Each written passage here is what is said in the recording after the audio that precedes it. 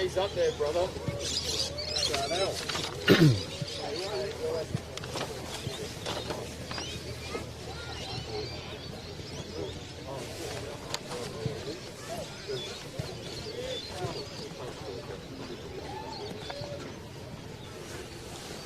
Is that coming on, or?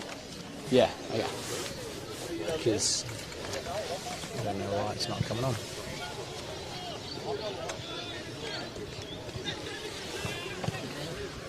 Here we are on a cold, wet, wonderful day at Tea Gully. Petaringa Oval is the venue, and it's Division 1 men's footy in the Adelaide Football League. Thanks to Filming Footy, Sports Interactive and Sportal. Jack Moore alongside Jad Gosson for the call. This one promises to be one of the matches of the season. Both these two sides in the top four as we speak, and Port District, of course, coming off that miraculous win with 2 goals in the last 5 minutes to James Batty in the fourth quarter last week, while Gullies themselves are flying and they are 4-1 as we enter round 6. Jads, good afternoon. Thanks for having me, Jack. And yeah, very interesting game coming up, but definitely a crucial match in terms of how the season can play out with finals, and also might be a precursor to them versing each other in finals. So it's going to be a very interesting afternoon. Indeed it will be. Both these captains, Chad Schoenmakers and Sean Davidson, looking to be on the right side at the end of these 4 quarters. Quick note on the umpires this afternoon: Dennis Sester and Matt Harris in the field, Anthony Bertoli and Brett Heritage on the boundary, and Simon Keir and Dominic Spano between the goals. It is, of course, a special day here at Tea Gully, as it's a bit of a reunion for one of their premierships, and we have a look in the middle of the ground now as the coin toss takes place, and a beautiful moment with a few family and friends from a recently deceased partner and patron of the Tea Gully Footy Club, with the honours of tossing the coin. So our best wishes, of course, out to the family of that particular individual. As for the weather this afternoon, it looks like we might get some showers. The clouds are gathering around at the moment. We're looking pretty good though. It's top of 16 degrees, currently 13, and 90% chance of rainfall. Jad, you've got our sponsors this afternoon who bring us this stream. Yeah, of course. So thanks to all the sponsors, Adelaide Footy League, the Buddy Bet, Gamble Responsibly scoreboard, which gives us the scores for this afternoon's match. All the stats with Dartfish as always. Farmers Leap, Archie's Thongs, who the man of the match will get, or the best on ground I should say, and Roll the Dice and Banner Crew. So thanks to all those sponsors. Fantastic. And as we look at the weather update, with the ground conditions here at Gullies, you'd expect nothing else in the middle. It's a cricket venue, of course, during the off-season in the summer months, and as the rain comes in, the middle of the ground gets a little bit questionable, but we are here for the reserves game, and it's not too chopped up out there. It looks a bit muddy, a bit wet, a bit mushy, but it looks okay for footy, and the 2 ends of the ground on the wings are pretty hard and firm. So we're in for a pretty good contest where the better of these 2 sides hopefully should secure the win this afternoon, with the weather, fingers crossed, Jad, not being a massive factor. On that, you were watching the B grade and you have a score for us. Yeah, so in that game, the visitors came out the victors in that one. So 87 for the visitors in Port District to 13. So only 1 goal for that one. And moving on to our Buddy Bet. So the Gamble Responsibly Buddy Bet, very good sponsors of the club and all the clubs and the broadcast. So what's your Buddy Bet for today, Jack? As you know, Jad, I love a close match, and this one, as I said in the opener, promises to be one of the matches of the season.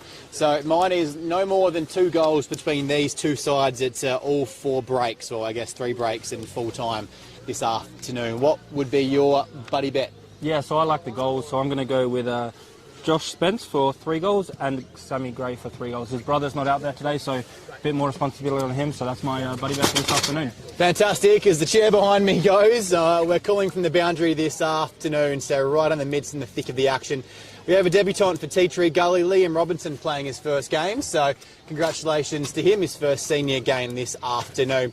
Quick recap of the results last season. In round 2, the Gullies were successful at home by 5 points in a high-scoring affair, 102-97. So fingers crossed we get a high-scoring game and an end-to-end one this afternoon. But round 11, Port District turned the tables and were victorious by 55 points, 104-49. As I mentioned too, last week, the Gullies had a win at Broadview by 12 points, and an exciting one for Port District, of course, against Bryden by 1 point. What's your prediction for this afternoon, Jad? How do you see this match panning out? Yeah, as you said, it's a very interesting match. Very tight it's going to be a very tight game, I believe. Two very strong clubs in this division. I think I'll go with the home team for this one, Teacher Gully. They've only lost to Glenunga, who are undefeated, so that's my tip for this afternoon's match. Here we are, Saturday afternoon footy. Where would you rather be? Petaringa Oval. The weather is clear and we're about ready to go as umpire Sesta throws it up, flying up in the ruck. Kurt Sizer goes up and hits it down. Pasniti comes out of the midfield. There's Sammy Gray, the ex-Port Adelaide player, of course. Big punch at the back from Gullies and it's going towards the boundary line. It'll beat them all. What players are you watching on both sides today, Judd? Yeah, so for me would be Cooper Gaffney. He's been unreal. 4 out of 5 matches he's been one of the best players on the field. So looking for him, average of 29 disposals per match as well. So massive contributor in the midfield. That's a great tackle there at the front bar. Alex McKay might have an injury here, as we've got a few squeals and a player holding their shoulder. So umpire Sesta will wisely pause as the trainers come on quickly for Port District. Strong in the early stages, and both players making the ball their objective, which is what you want to see. But you never want to see, of course, injuries happen to any player out there. Wind is clear and it's a lovely afternoon. Let's hope this is just a momentary break in play, but as the trainers hold the shoulder there, it might look like it might be a bit more, and an unfortunate early injury to Port District, Judd. Yeah, never good to see injuries, especially this early in the match, only a minute or so in. Hopefully he's moving around, he's all right, but might be an early person out and one less on the bench for Port District, but hopefully that's not the case. We'll see what happens. Well, good news here, he's up and walking and being carried off, but he is holding that arm pretty precariously, so that may be the end of the afternoon as we see it, but of course we'll keep you posted, and some fantastic umpiring by umpire Sesta here just to hold up play until the player is well clear and out of the area. Underway again, bit of holding in the front. Luke Brown getting towards the back of the contest, but Port have it off the other side and going forward through Schmush. Coming out to meet it there was Batty, the 2-goal hero from last week, but he couldn't do anything about the mark. Follows up with a beautiful tackle. He won the game off his own boot last week, Judd, didn't he? Yeah, crazy scenes there in that game. They were behind by quite a bit, but found a way to hit the front, which good teams do. Well done by Sizer, takes the handball. And the quick kick forward is gathered, but it's smothered down. Spence had it for a millisecond. Pushing the back perhaps. Umpire says no. Play on we go. Ball and the boundary line flirt. And the kick down the line. Nice shepherd at the front and does well. Finds Bredden now, who goes forward with the kick. Just bounces the wrong way for Heffernan, but he's quick after it. They run into each other there and they make themselves their worst enemy. Pretty solid start for both sides this afternoon. Both chasing a top 2 spot at the close of play. Other results elsewhere will bring you those as the afternoon rolls on, of course, in the Adelaide Footy League. Strong tackling by the ex-power man, Sammy Gray. You expect a big afternoon from him. Yeah, especially, as I said, his brother's out not playing today, so the responsibility falls on him. And it looks like he's playing a bit in the midfield, though, so hopefully he goes a bit forward for my buddy bet. This is Brown pushing up the ground. Kick goes in towards the forward 50. McKay first on the scene. Can't quite do his magical best there, but it breaks the way of that man again. Sammy Gray is hot early. He puts a kick out to the wing, just in front of Cansdell. So that's Gold out there, my mistake. Wrong team called. As we go towards forward 50 again. It's a one-on-one battle down there. Who can take the mark? He's picking up where he left off last week. And Batty will go back more or less directly in front to kick the last 3 goals of Port District season. And of course we know 2 of those converted a sure loss into a sure win last week. Yeah, strong movement, good movement there and good play by the team to find the one-on-one and isolate him, and strong mark in the end as well on a much taller opposition. It's like shelling peas for Batty. Beautiful conversion, and Port District on our Sportal scoreboard away to a flyer, 1-goal 6. And Gully's, well, yet to have a meaningful inside 50. That's it, and yeah, they've been moving the ball really well, and that's what created that chance as well. The kicking been very efficient so far, and finding their teammates and moving it just as the coach would have liked them to do. So off to a strong start here, and to kick the first goal away from home is always important, and they've done that this afternoon. The start super important as well. They've been slow out of the blocks with a 3-point loss to Broadview round 1 and a 43-point loss to Shock in round 3. So a hot start is what Port are requiring on their travels this afternoon. Quick clearance out of the midfield going the way of Gullies. It's a fierce fight there, and in front, Cansell, he's playing in front, and he wins the benefit of the doubt from the umpire. Free kick given away by Schmush in the marking contests. Long towards forward 50, nice little golden fist at the back. It comes the way of District, but the ball's in dispute once again. It's no one's footy. Dragged off it without possession. And umpire Matty Harris right on the scene. Blows the whistle nicely. Kick came at the same time as the whistle, so no 25. But good to see Gully's going forward, Judd. Yeah, it was a bit of a dangerous tackle, that one, so well done by the ump. And they did go forward, which was good signs. And but as you can see here, Port District, they're good at chipping it out and finding their opponents, they're not their opponents, sorry, their teammates every chance they can. As the ball goes to the outer wing, bit of holding going on out there, but nothing that the umpire wants to really get involved. Didn't let him play, he says.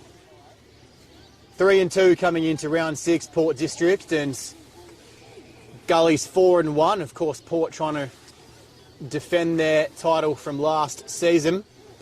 And Gully's a real hot start after they missed finals last year. They've beaten poor teams, though. They've beaten St Peter's, Old Ignatians and Goodwood in 3 of those 4 wins. So we're yet to see exactly what kind of team Gullies are. Are they a team that just beats who they're supposed to beat? Or are they a real contender in season 2023? I think we might find out in 3.5 quarters' time, Jad. That's right. Last time I was here, they actually lost to Glenunga, who we know are undefeated, and it was a good effort in the end, but we weren't really sure how good Glenunga would be. It was only round 2 in that time, and that was their only loss. So they've done well from that, and would take confidence from the wins they've had. And if they can knock off Port District, I think it'll really set them up well for the rest of the season. Great win, Dizzy! And of course, last week they were up by 25 points at quarter time at Broadview. It looked like it was going to be a one-sided game. They were down by 3 points at 3/4 time. Ended up kicking the last 3 goals of that game to win by 12. So which Gullies and which District will rock up? Bit of a Jekyll and Hyde matchup this afternoon. Off the ground goes Gaffney, who's the magnet man. The ball just finds him every week. We'll talk about his stats shortly. He could be leading the comp for possessions in this early stage. Here's Greg. Exchanging golden fists at either end there. That one on this occasion came from Verrill, going down the outer side, bit wide, but it'll do. He plays on quickly, has no time to waste here as Gully want to impact the scoreboard and not be behind for long. 1 goal, 6 yet to score in favour of the away team. Sportal scoreboard. It's down towards the pack, no one's advantage really. I was talking, Judd, about Cooper Gaffney. He's been a ball magnet in the first 5 rounds. Yeah, averaging 29 disposals per game and being in the best players 4 out of the 5 games. So he's really started the season strong, and like you said, he's probably up there for the most possessions in this competition so far. Well, that boundary throw-in going astray. Umpire might recall that. Decides not to. No clear disadvantage to either side. And back inside forward 50 just in a strong mark. Could be a little bit too far out. The wind is just picking up slightly. He decides to back himself, and he's going to go back on a very tight angle and try to add the first of the day for the Gullies here at Petaringa Oval. I might just fall back on the line, and it's a fist straight into the goalpost. And the Gully account is open as the weather starts to close in on us here, Jan. Getting a bit darker, a bit windier. We'll see how that affects the game. The player on the mark actually was facing away from the person kicking it, which was a bit of a strange technique, and I probably would have saved that for a kick a bit close to the goal, put him off, but he tried it on that occasion. We'll see if that's a bit of a trend or a one-off. Here's Dienhoff, there's the Hoff. Ferns. Greg plays on to the outer side, looking for his teammate out there, but it just falls short of Gaffney. We're a long way from the outer side, so apologies if we do misname a player. You can see it better on our lovely stream, thanks to our cameraman Rohit.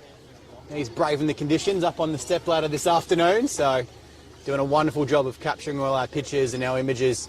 Thanks to Filming Footy and Sports Interactive. This is our Dartfish broadcast, Saturday afternoon. Quick clearance coming out of the outer wing, but it's going to be turned over to intercept mark. And one thing District have been good at there is converting defensive opportunities into scores. They look to do it again. Quick hands. It's going the way forward now of Carpeney. He's been good, averaging about 8 tackles a game as Carpeney. But they're kicking it to each other now. Haven't quite adapted to these slightly windy conditions early.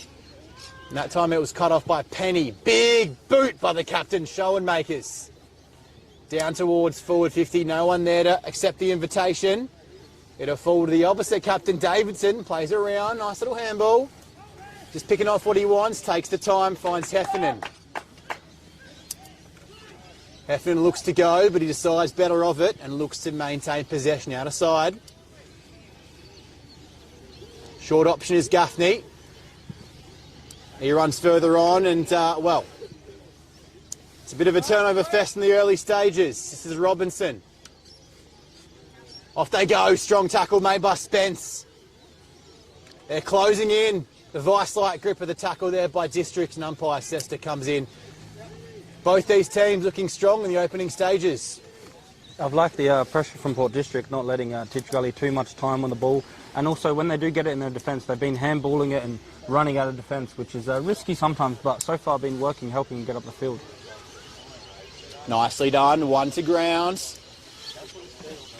That's going to be there all day for both teams to absolutely bustle their way in. At that footy, it's going to be in contest, and whichever team wants the ball the most, you feel will take the points this afternoon. Strong out, and McKay waiting for it. He's been a shining light this season for Gullies, and so was that man right on the back for Port District. Takes it uncontested in the end. Sticks the jukes up, brings it down. 1 goal 6, the visitors. And 1 behind the Gullies on the Sportal scoreboard. Saturday afternoon football, Filming Footy. Share it around, tell your family and friends. This is the game of the rounds. A top 4 showdown, and one of these teams will most likely be in the top 2 this afternoon, depending on other results, of course. Spilled in the goal square, pressure on. He's done well to find his target, though, on the outer side and the back 50 flank. They're finding their targets well in the defensive half, and so far no real mistakes. And like I mentioned earlier, they got the ball in defence and they handballed it backwards 20 metres. That's lucky there. It went over the back. He had the hands out, didn't touch it in the end, and the mark was taken uncontested. And all of a sudden, Sammy Gray's away. Tries to find Batty in his back slightly, but he kind of misjudged it. And there's the tackling pressure again. It's hot. It will have to be hot all day. Dangerous spot here for Gullies as the runner goes out for District to get a message out. First there, holding. Umpire Harris lets it go, and the big boot comes out of D50. Back of the pack holding. And the free kick they should have gotten perhaps in the forward 50. They get on the outer wing, Judd. That's right, and the spare man there in defence actually was the one that fell into the hole and intercepted it, so that's a really good sign early on that their defence is holding up and the structure is working. Not the reigning premiers for no reason. They find their targets, and the marking game would be off the charts in these early stages. They found lots of different options. They've even found options when they weren't looking for them either. And they're happy to go short. Just tease Gullies out of their zone. And the big fist comes in behind from Asprey, but it's going to fall the way of Port District. A bit of a snap-on goal. It's going to bounce towards the sticks. It's going to beat them all across. That's a quick inventive effort. Not 15, umpire says play on. Well smothered. The captain on the last line of defence when you really need him. Chad Schoenmakers, right place, right time. I've been impressed also in their attack how few people were in different positions and they weren't afraid to share it around, look for better options, and even when the kick was smothered, for example, there was someone there to follow up the work and have another shot at goal. It's one thing about winning a premiership, isn't it? It's you've got to kick a winning score and you've got to have good possession getters, but you've also got to have those players who aren't afraid to do those little defensive acts which don't show up in the stats column, should I say. And they've done it well in season 2022. It's a slow start to season 2023, but they're building some momentum here at Port District, and momentum going into the second half of this first quarter. But Gully still within a goal of the lead. 6 plays 1.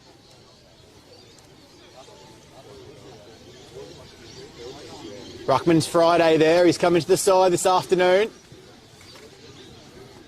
Kick just shoved in the back there. Umpire doesn't see it that way. Pulled off it. Umpire puts the whistle away. He swallowed that P in the opening stages, but he regurgitates it there and finds a free kick going the way of Gullies. Gee, Port can count themselves a bit unlucky. There's been a few borderline free kicks that probably should have gone their way in the opening stages, Judd. It just shows their pressure and how much their tackling has been good. And you're mentioning about how you win a premiership. I think also you can see by the kicking and the marking so far, they've trusted each teammates and they trust each other, that they know where people are going to be and find the right positioning all the time. Gee, they're stringing up handballs with glee and delight. That one misses the mark though. Looking for Hawkins there on that occasion. He wasn't ready to accept it. Goes back and takes it. Looks for Ferns. There he is. The left arm, bit of an artwork there for Fernsey. He's taken after he kicks it, but the kick is going to be delightful. On the lead, and he spins and goes. Mark at the front got both hands to the kick from Nicolas. And the pressure is building as Gullies look to resist the charm. Coming out of D50, Martin. Strong hands from William Cansdale, who decides to play him. It's good enough for District, it's good enough for us, he says. It's a 101 race. Spittle, well tackled, taken down by Ferns, but the tackle was a bit agricultural in the end, gives away the high free kick, and Spittle will line up from directly in front, 40 out. Good work from Cansdale there. He got the mark on the wing, which is a very important thing to do, and he didn't wait for his opponents, his teammates to run back. He quickly turned around, saw his teammate and Spittle, and trusted that he could make something happen, and in the end he gets a shot at goal. So I like that kick over the top of all the running players to Spittle in Spittle's direction. And when Port back themselves and they push their attacking zone up the field, one way to break it. That's a long kick over the back, but Spittle can't take full reward from the invitation, unfortunately, on that occasion. But he doubles Gully's score in the process. They move along to 2 behinds. And Port District now 1 goal straight on the Sportal scoreboard. At a wing, fair bump going the way of Jaffa, who stayed down. Gee, great tackling going in hard. All and sundry, but fair. Early impressions of the way Port have started this game, Judd? Yeah, they've been showing that they're really building, like you mentioned. So we know how good they are from winning the premiership last year, and they're really building now, and they look like they trust each other. The pressure has been off the charts. And on the other hand, Gullies. The How do you think that? Sorry, go. Oh, my bad. The Gullies have, they've been all right. They need to go a bit more direct, I think, and run for each other a bit more. They're a bit stagnant compared to the Gullies so far. And also need to up the pressure, as we mentioned, the Port District on that well. So far they've been allowed to mark it and really have a lot of possession in different areas of the ground. They just need to put more pressure on the kicker and get some more possession themselves. Indeed. Here's Spittle again. Great tackle from Spittle. The Port District player dived on the ball, and you've got to get it out when you dive on it, and Spittle jumped on him and he gave him no chance. Umpire said holding the ball, when Spittle gets a chance now to atone from his recent miss. And he does just that. Gullies are away. Yeah, I knew he was going to make the distance there, because the kick earlier we saw made the distance with no problem and adjusted well from the kick he missed earlier, which was a good effort and straight down the middle. The umpire didn't even have to move.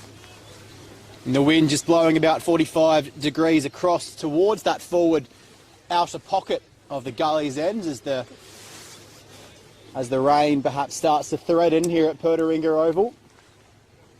But a good backup from Spittle. He could have forgiven him for putting his head down after his first miss, but barely 30 seconds later he backed up, laid a good tackle, won a free kick and went back and converted truly. That's right, and yeah, good effort from him to bring his side closer, 1 goal each now. Socket forward, Port looked to respond, falling in his back, easy decision. Pushing up the ground and that fast play on ball movement, clear instruction from the coach this afternoon. Can Gullies deal with it this time? At the back, quick handball. He takes him on, he moves past the first defender. Here's Gold looking for the same type of kick, but it beats his teammate over the back. He was looking for Hawkins and jumping right there like a jumping jack in the pack there. Breeden, it bet him over the top and the kick coming back and will be a certain shot on goal here for Port. They're sticking to their guns with their game plan, aren't they, Judd? That's right, and there's a few rebound 50s in that occasion. It came out to a Gold and kicked it back in and then out again, and then now they get a chance from another rebound 50, and their forward lines have been making runs, which is always very handy as well. Wanting space, I know Batty there wanted to kick a little bit wider there, but it went in the pack, and but it still got this opportunity eventually. Improves the angle, plays on slightly, but just can't convert. And for all the tidal wave of momentum and play on in this first quarter, Port District, well, they've only got 1 goal to show for it on the scoreboard.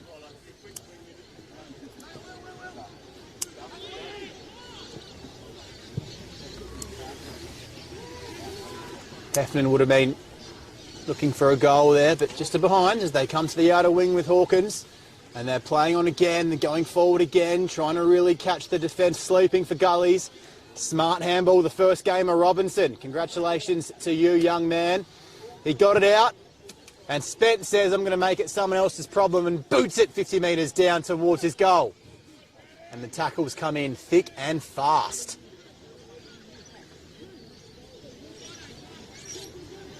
Umpire Matt Harris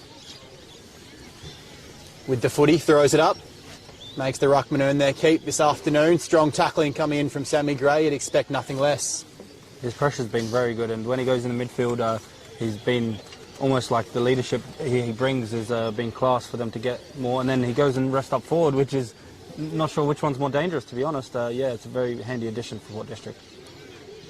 Sammy Gray, ex-Port Adelaide Power, and of course Sydney Swans representative in the AFL, and back to help Port District capture the flag last season, looking to repeat the dose this season in the Adelaide Football League.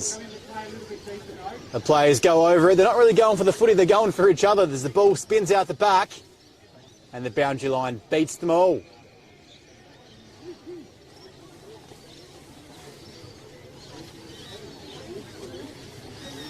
It's cool but calm at Petaringa Oval in these early stages. Adelaide Football League Saturday afternoon football in the men's Div 1, brought to you by Archie's. Filming Footy, our scoreboard sponsor in Sportal, and of course Dartfish and Sports Interactive. The kick forward, not much representation down there for Gullies, and it looks like District are happy to play off their man and drift off and take those intercept marks. That's right, they've been reading the play very well and taking marks all over the field. That's the pressure that needs to come from Gullies, to force their kicks to not be as accurate, which makes the mark less. The back into the square, he threw it out, it wasn't a handball, and they play on again. Niskohus finds his teammate and he goes down towards the teeth of goals, presenting out there quickly. It's going to be a handball, someone's got to be open, they are, quick snap. Second goal of the afternoon.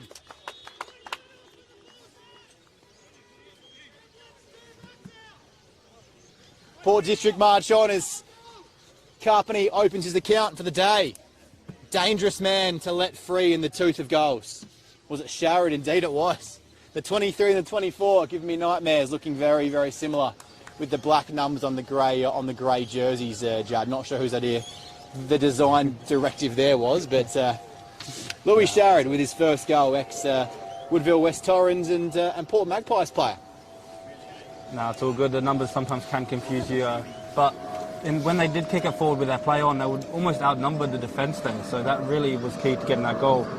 The way they've been running and not afraid to play on in that situation really was the reason they got the goal. So Port District make the possession pay on the scoreboard. Nicely done out of the contest there. The don't argue from Charity's looking up and about. Got the confidence booster with that last goal. There is Carpenty hunting around the ball like a fox. He wants a goal to his name. And the umpire deciding, no, it might be off hands there. There is, of course, the last possession rule, which must be a clear kick or a clear handball. He handballed it out. Umpire decided the handball was just touched after it left the hand. So we'll have a boundary throw in. 10 metres around from Port's goal. Really now looking to put their foot down in the closing stages, opening quarter. Boundary umpire Anthony Bertoli doing his finest work and throws it in nicely. Chasing after it first there is Heffernan, bit of huff and puff. Wins the free kick. He'll go back to line up for Port's third goal. Getting the rewards for playing in front. Bit of a tight angle here, and the wind has calmed down a bit, so that shouldn't really be too much of an issue. Was going Gully's side. We'll see how strong it is for this kick. But yeah, the pressure has been unreal, and they've won a few free kicks from that pressure. So it's not no coincidence that when the pressure comes, the other opposition will make mistakes, and they got a kick here after the siren. As the siren goes in the background, real big chance to take some momentum into the break. Heffernan, he huffs and puffs, but he can't blow the house down. And it's across the face for a minor score. As we reach the first break in Port District, 2 goals, 3-15. Tea Tree Gully, 1 goal, 2-8. A lead of 7 points on the Sportal scoreboard. Filming Footy, Archie's our matchday sponsor, Sports Interactive. And Dartfish bringing you this Saturday afternoon. Top 4 clash in Division 1 men's footy between Tea Tree Gully and Port District. A real tense first quarter, a real tight first quarter. You'd sense Port District with the better of the two sides. The scoreboard, though, only a goal in it.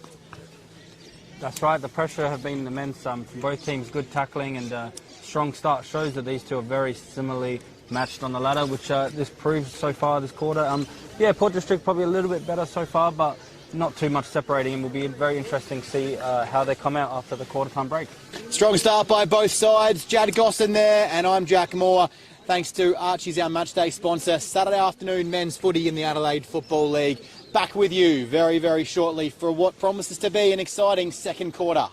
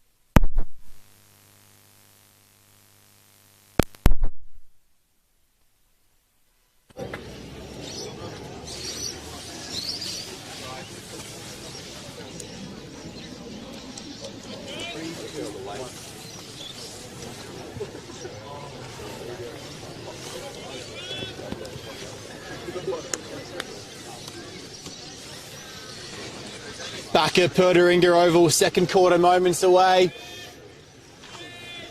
An interesting match up here. Top four battle in the Adelaide Footy League Men's Division 1 competition. Port Districts on their away trip to Petaringa Gully this afternoon. They lead 2-3-15 to Gully's 1-2-8. At quarter time, a lead of 7 points. As we get back underway, second quarter, knee up high in the ruck. One out and clearance goes the way of Sammy Gray. Down towards forward 50 again. Be a watch to see if either of these two sides break the pattern of play in that first quarter. Looked like a nice spoil coming in from the back, but umpire decides it was a free kick. And mark interference going the way of Batty, is it down there for Port District, who have a chance to line up for his second goal of the day. The defender asking the question there of the umpire, but respectfully, just trying to find out what he can do better. And yeah, Batty, who's we know can kick goals. We saw it last week and already this week he's already got one. So about 50 metres out. Might test his distance, but a strong start in the second quarter of Port District. James Batty, of course, won the game off his own boot last week in the fourth quarter. And off to a flyer in the first with a goal to his name, but he won't add. Yes, he will. He will add to his tally on that occasion. Angle deceptive, but Batty goes straight through. And the Batman, well, he's looking to have a day out. 2 goals. The kick definitely swung a bit there, bit of a, on the cricket pitch we got here today, went from the left to the right and sneaked in. Yeah, massive goal to start off the quarter.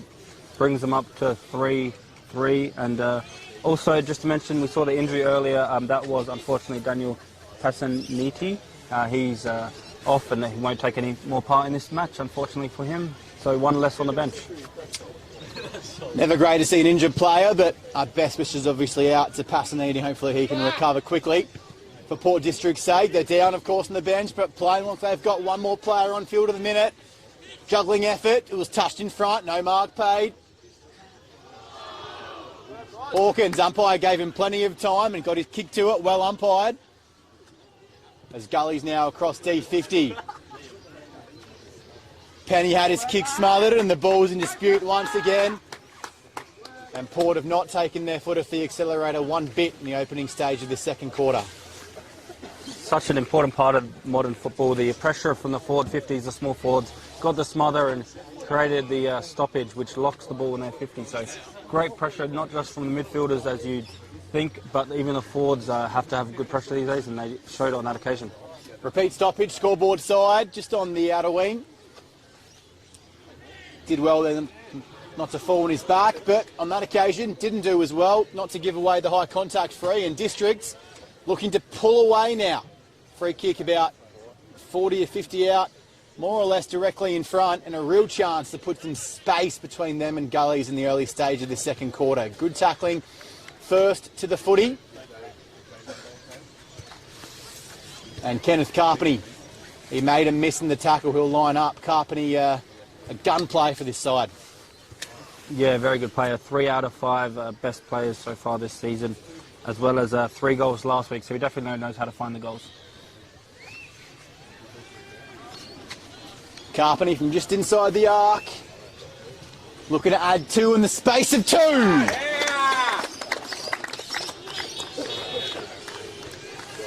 And they're pulling away ever so slightly in the opening stage of the second quarter. Districts asserting some district dominance. 2 quick goals this quarter, just what they would have been looking for after the break. They've been very accurate with their kicking as well, so a few goals from outside the 50, which is always impressive, and their pressure to create some free kicks for themselves and create opportunities, smothers in the forward 50, been very impressive so far. I get to remark Carpeny down in my goal panel after mistakenly giving him that Louis Sharrod goal in the first quarter. So no damage done, but plenty of damage looking to be done on the scoreboard. We mentioned early first quarter if Gullies were the real deal, where they're shaking at the moment and they're at risk of crumbling apart here as District pile on the pressure. And it's a circus trick in the outer pocket. A one-hander mark on his knees, if you don't mind. They're just they're beginning to toy with them now, Jad. Bit of Harlem Globetrotters about it now. They're marking it all over the field, and then when they kick into their 50s with a one-hander. Real strong body use and lining up for 3 goals in less than 5 minutes. Umpire does a jig and just away to the right-hand side of goals. That would have been a bit harsh on Gullies. They've been good in the opening quarter to maintain the pressure, but Port District, as we said at quarter time, Jad, they arguably had the best of that first quarter and weren't rewarded on the scoreboard. They've certainly made that pay in the first few moments in the second quarter. They're up to a 20-point lead now. They're starting to get their rhythm in the forward half and in their 50 with the repeat entries. And as I said, those marks around the ground have been crucial for them, keeping them attacking, and also they've had a few different goal scorers, which is also good to see. Martin's kick, clear. Luke Brown, former Adelaide Crow, looking to use his confidence and composure to guide his side back in this game. Brown breaking the lines. Here he goes. Big long boot. And strong mark, presenting hard, taking a really nice mark there. Spittle, he's been their best, arguably, first quarter. That kick wasn't his best. Handball's off to Breeden, who runs himself into trouble. Not sure why he went there. Had a clear path through on goals and decided to take the difficulty level up a notch and turns it over. And District, gee, you handballed that before he made contact with the ground. But it's going to turn out okay. Or will it? Handball in the nick of time. And they're diving after that footy. They're really keen to get themselves out of contest. And the boundary line wins again as Alex Mackay is escorted over the stripe. Going back to the last attacking play by the Gullies, they rushed it a little bit, didn't find their targets. It's almost the difference in this match so far, the way they've been not as clinical when it goes into their 50. Bit of a mismatch in the ruck. And following up nicely, the captain, Schoenmakers, doing well to lead from the front. His team needs a bit of a leader at the moment. They need a bit of a hero. Didn't have possession. Play on advantage. District are away. They're off to the trots now. Out of side. Good pressure in the last step from Zach Mackay. Made the kick a little bit squirty. Chance to pick it up and enter 50 again. James Batty, like a man possessed in the early stage of this game. 1-on-1 contest. They got a loose man behind the play. Gullies. Didn't work for a split second, but did work eventually. Gaffney hands off. Oh, the kick is just a bit overcooked. Hawkins couldn't make it his, but he goes back in for more. Perhaps wins a free kick. Umpire not appeasing his requests. At the back there, Mitchell Gaffney here. Sam Gray. He bit off a bit more than he could chew, and the umpire just getting involved now. The free kick was for holding the ball, and then there might have been a high contact free. The umpire said, look, boys, calm it down. First free kick will play on from there. And District, though, will bring it back their way. Confronted, perhaps he wasn't tackled. Umpire Harris said, yeah, mate. You had a Gully's hand wrapped around you. You didn't get a handball, didn't get a kick. And Alex Mackay is lifting for his team. What can he do here? Can he find a target inside 50? They dearly need a goal. Porter at risk of pulling away from the Gullies here. They need to focus. Almost taken after it there. Strong tackle coming in. The District bench are riding every kick, every bump. They want a free for everything. The ball's not out. It's buried in there somewhere. Umpire Matt Harris like a gazelle sprinting in and calling a ball up.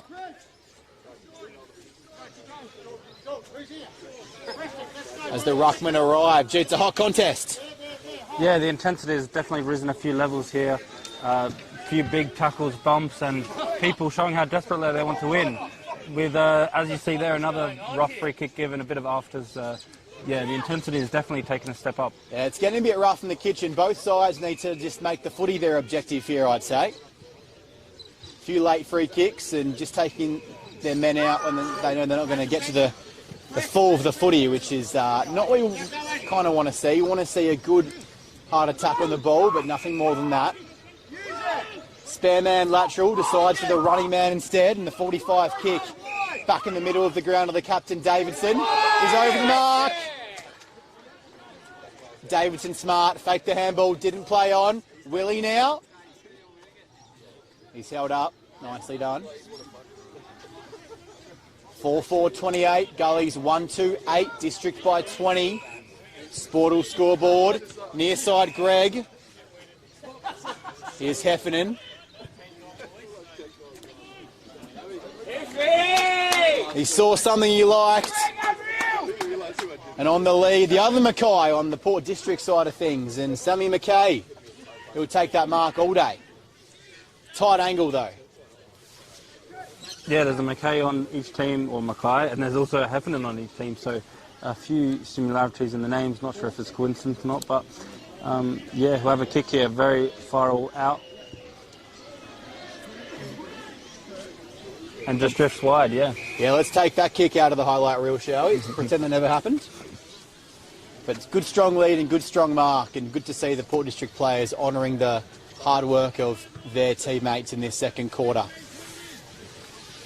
Margin stays at 20. What do Gullies need to do to get back in this one? The Gullies just need to really put more pressure on the kick. They've been marking it around the ground way too easy, Port District, and their kicks have not really been to too many targets like that one you see there, just to a random spot on the ground, and they've been running too hard, Port District, to work out the different ways to get space and get the ball forward. Spence took the intercept mark off a kick from Preston Cockatoo Collins, if you're wondering. Yep, that is Shay's son, of course, ex-Port Adelaide great. Great to see that name continuing on in local footy. There's a couple of talented sisters too who play on the Port Adelaide AFLW list I was reading last night as well. So fantastic. In, of course, so Doug Nichols round in the AFL, I should say, if I can spit it out, to be celebrating our Indigenous talent in this fantastic Indigenous game, of course. Oh, ball on the wing. 3 players coming all at once like a tripod out there. Really nice by Spittle. He's got it involved a few times. And the ball is somewhere in there, and umpire Harris decides he knows who's got it. It was Tyson Breeden. He's penalised for diving on it and not getting it out, not showing enough intent. Kick goes inside the centre square and Gaffney takes it, being a bit quiet in the past few moments. It stays in as Gaffney had his hands in his head thinking the ball would have gone out of bounds. And the Gullies bought the candy there as well, decided the ball had gone out of bounds, but stays in, and the attack is on once again inside 50, but Gullies just can't seem to get past halfway. The running from the Port District is impressive. Earlier on they had Cooper Gaffney on the wing calling for it, and they ignored him. They had different options all around the ground, and has been defending well and marking it like that one. A few examples of what I'm saying is coming to fruition. Their marking has been immense. It's a bit of yo-yo footy right now as Port have pushed a spare man or two behind the ball, but still managed to win the clearance and still managed to be winning the inside 50s. Go figure. Here's Gaffney getting involved. That's a strong kick to the hot spot. Double grabber, might be a mark. It is. I don't know how you can have 2 spare men and still win a contest on the wing and inside 50. That kick was pretty good though, pretty pinpoint from Gaffney. We see his ability and his talent. Straight toward the dangerous spot, knew the abilities of the person at the end of it, and we'll have a shot here with Mackay. Mackay butters up from his miss. Couldn't hit the scoreboard barely 4 minutes ago. This time straight between the 2 big sticks. Better angle, better result. And District kicking away in this second quarter. They move along to 5 goals for 34. And Gully's 1-2-8 on the Sportal scoreboard. We're here, of course, thanks to Dartfish, matchday sponsor Archie's, Filming Footy and Sports Interactive. Share this broadcast on YouTube, of course, with your family and friends. Match of the round this is, the top 4 battle, but Port looking to really kick away in this second term. 3 goals to none so far this quarter, and not the most high scoring game you'll see, so those 3 goals will be go a long way to continuing and winning the match. They push Lukey Brown up the ground now. He's looking to get involved. If you have some talent in your ranks, you've got to get him involved where the ball is. And running off that half back is looks like Lukey Brown's now just pushing up to sit off the back of this pack at a high half back position. It's in Gully's forward 50 for the first time in a few moments. It's been nothing but the grass and the worms down there for about 10 minutes. Can they get a goal the first time it goes down there? Real chance, no space, quick kick. Yeah, it's Port District hands and feet everywhere they turn at the moment. Gullies just can't quite get clear forward of centre, can they? That's right, and you mentioned Luke Brown. Round one, actually, I was not commentating the game, but I heard about it. 22 touches and 2 goals by half-time, and then came off injured. So definitely pushing him in the midfield might be a strategy to try and get them forward, and we saw him get the clearance in that centre square, so definitely a good idea. As you mentioned, you got him in the team, push him forward, and we know his ability many years in the AFL. And how often do you see as well some AFL players who are put in certain positions in the AFL team but grow up playing junior footy in different positions, and just because their AFL team at that moment in time needs them in a certain position, that might not be their natural spot, and they return to local footy and thrive in a completely different position.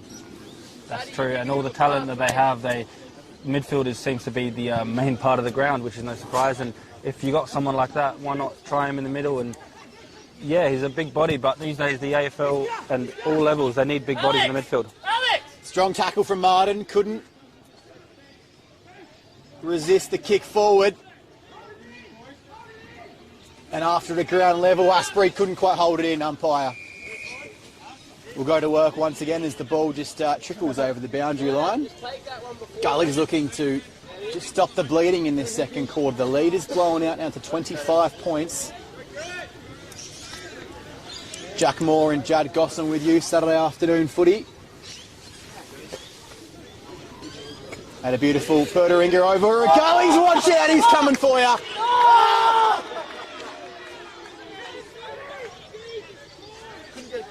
Crept up on him, had no idea he was there. Looked like he was going for a lovely stroll in the Botanic Gardens there, didn't he, Jad? And all of a sudden, this leopard out of nowhere just jumped on his back and he was gone. And as Gullies look to break, well, Port will do just that. Outer side, intercept mark there. Alex Mackay coming across, saving the blushes. You've just got to have some awareness. He was like a panther in the Sahara with that one. Crept up on him, and it was a big tackle and cleanly executed. And he's quite a tall lad, Sharad there. So, but he did well to get down and dirty and get the free kick on that occasion with the big tackle. And the way this game's been going as well, both sides, Port in particular, have been a bit rough as well. So it's good to see a tackle laid effectively there as well. It didn't go over the top, could have like that one there. As I speak, good observation, good example of a tackle just going over the top of the shoulders, just going wrong. You know, that holding the ball was fantastic. That tackle we just saw, not as fantastic, but you really put that little bit more energy and execution into the tackle, making it perfect, and you get the reward most of the time. We've seen a bit of rough play and a bit of late tackles or higher, like you mentioned, and you're right. Just keep it simple, follow the rules, and follow the right techniques for the tackling, and you get rewarded for it. Strong mark in front, going the way of Gaffney out there. It's Mitchell Gaffney. Brother of the ball magnet Cooper. Just having a bit of a quiet patch in this second term. When he gets involved, he makes his mark. Kick out of the pack, good body work, done when the ball was in 5 metres. And now Breeden holds it up, absolutely nothing in front of him except 101s, and once again, Port District have 2 spare, or they were spare, as the Gullies men weren't working hard enough to get back on their players, and there's one of them. That's Dienhoff. He's taken afterwards, umpire says play on, Schmush, love that name, out of wing, and they're everywhere. Here's Louis Sharad, goal to his name, first quarter. SANFL experience, didn't quite connect on that kick, looking the way of Sam Gray, midfield maestro for Port District. Gee, the follow-up is beautiful. Misses the mark, but gets the tackle, holds it up, stoppage. even on that play earlier, they said you saw that they got some spare players, and they kicked it straight to them. But they had 2 players just run off the bench right in front of us that they could have went in that direction of. They were still free. Taken again, this will be a holding the ball decision as well. They've got no awareness in this second quarter, and he's taken afterwards. Umpire Sester on the spot, eyes on the play, and it will be a downfield decision because it's more than 25-metre penalty. So Port District now inside 50. They're getting desperate here, Gullies. They need that half-time siren, Jad. That's right. There's some of their players, they've had blinkers on, not knowing what's around them, and even with that one, trying to get it back with a big, rough play does not work because they get a free kick down the field anyways. Well, we came here this afternoon really questioning Gully's momentum, and if they were a top 4 team, having only defeated teams in the bottom half of the table so far in 2023. And they're just about failing every challenge Port are putting in front of them so far. But there's plenty of footy left as the downfield free kick goes the way of Brown. He took the mark anyway. He's one that can hold his head high, and they choose to click into possession mode.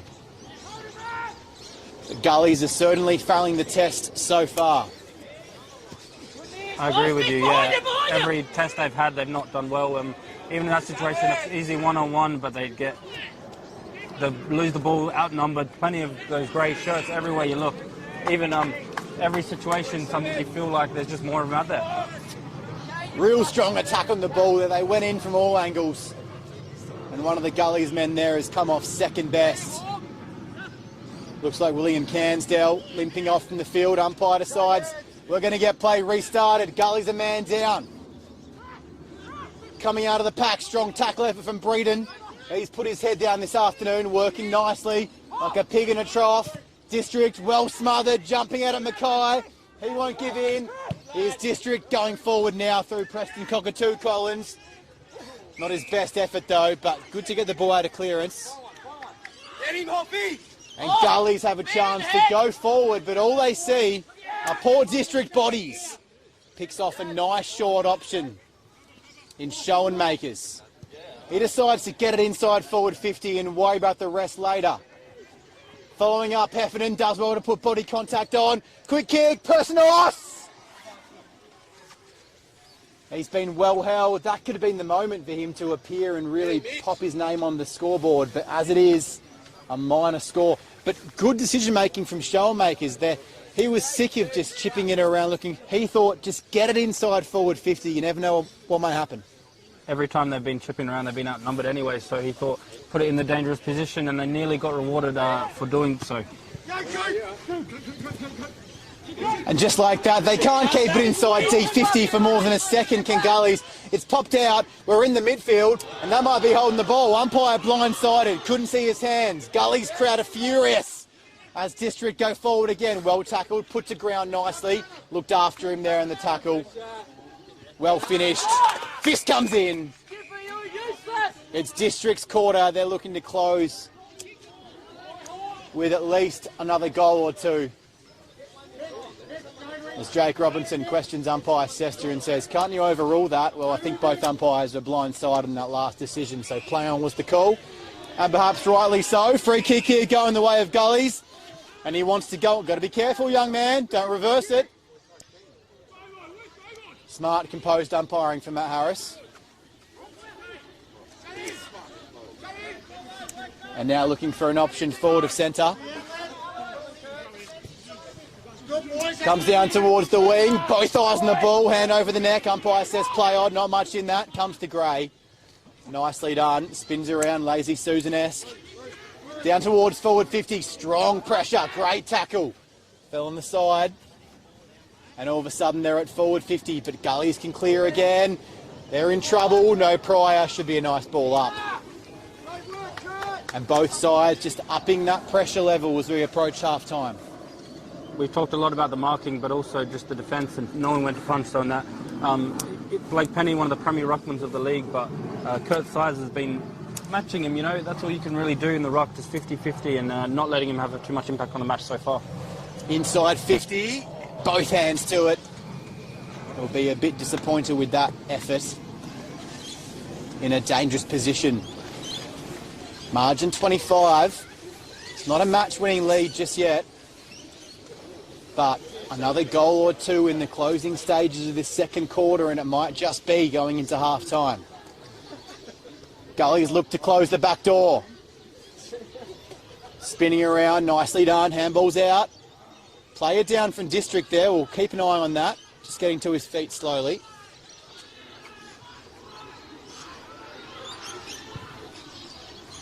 As Gullies have it, might be Jason Niskohus there, who's up to his feet now. As the ball's on the outer wing, and we'll have a boundary throw in. They can't afford to concede a goal in this last little moment of the second quarter, can they, Jad, if Gullies are any chance?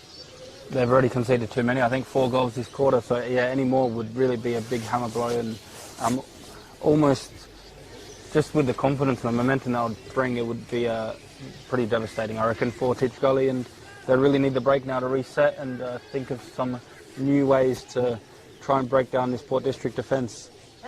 Well, the one way that made Port District nervous a little bit about 5 minutes ago was Chad Schoenmakers getting it inside forward 50, and if they can get it to that point, as the half-time siren goes, if they can get the ball to the point of the middle of the ground and then have that option just to get it inside forward 50, a personal snap there, had the behind, that could be a way back in this game. But as it is, half-time is upon us and the visitors doing nicely. They're looking to stamp their authority as they look to string together a few wins off the back of last week's miracle victory. And at half-time, it's 5 goals for Port District, 34. The Gullies 1 goal 3-9. A goalless second quarter for Tea Tree Gully. And a lot of water under the bridge to go in this game, but they need to build and build slowly. The margin's 25. Port District looks strong.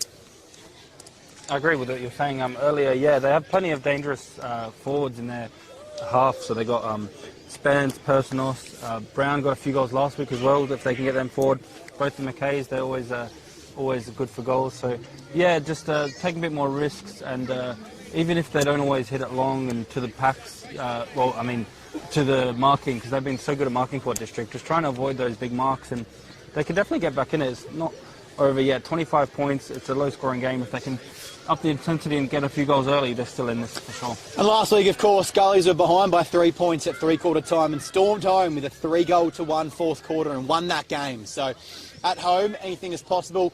Tighten a few things up, fix a few things up, and you never know. A margin, as you said, of 25 points at half-time. We're here, of course, thanks to our sponsors, Filming Footy, YouTube, Sports Interactive, our Sportal Scoreboard sponsors, and, of course, our matchday sponsors in Archie's. We'll take a short break for half-time. At the break, it's Port District by 25.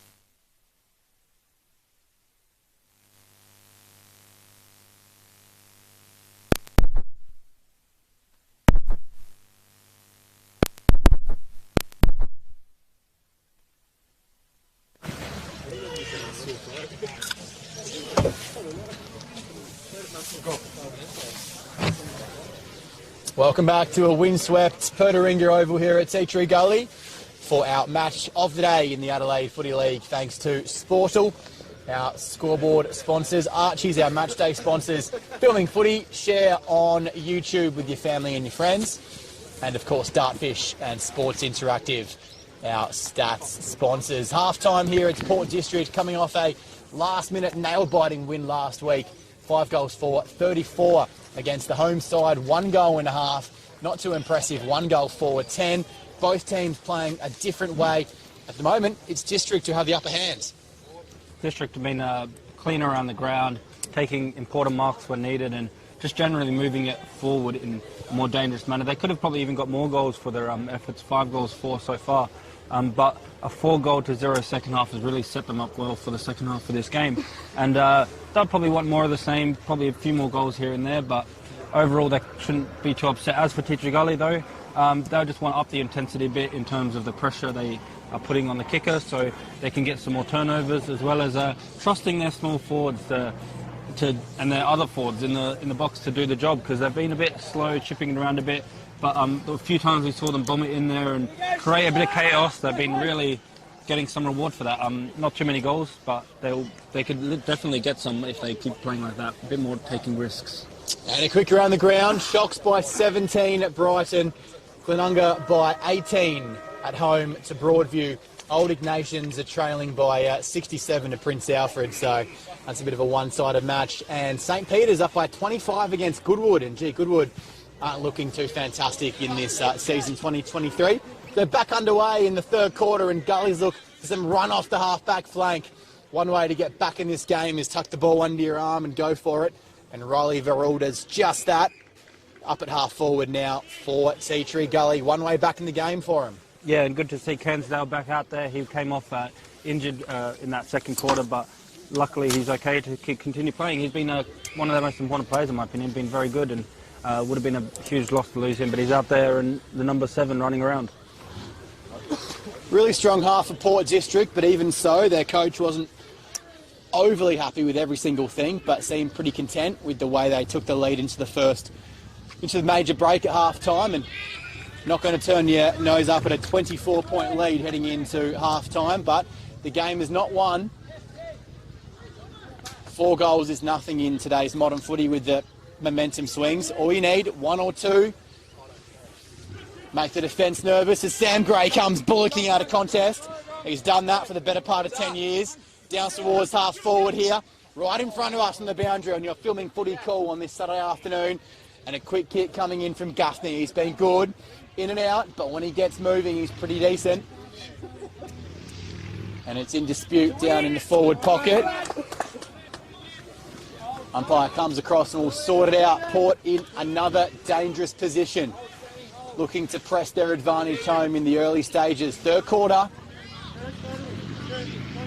Well won in the ruck by Penny on that occasion, and the tackling is tricky as they head over the footy, and Niskohus escorts it out.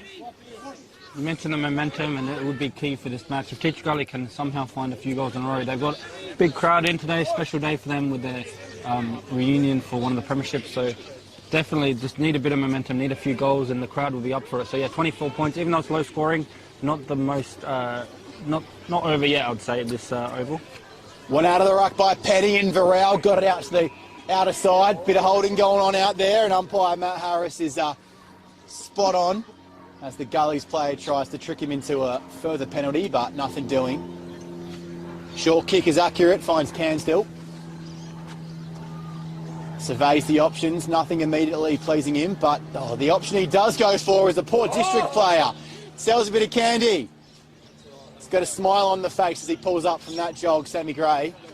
That's taken him back to his early days in the AFL. Kick 20 out from goal. Batty comes out presenting, but it's put on his head, not to his advantage. He does well to butter up, but he finds himself in a Gully sandwich. Locate!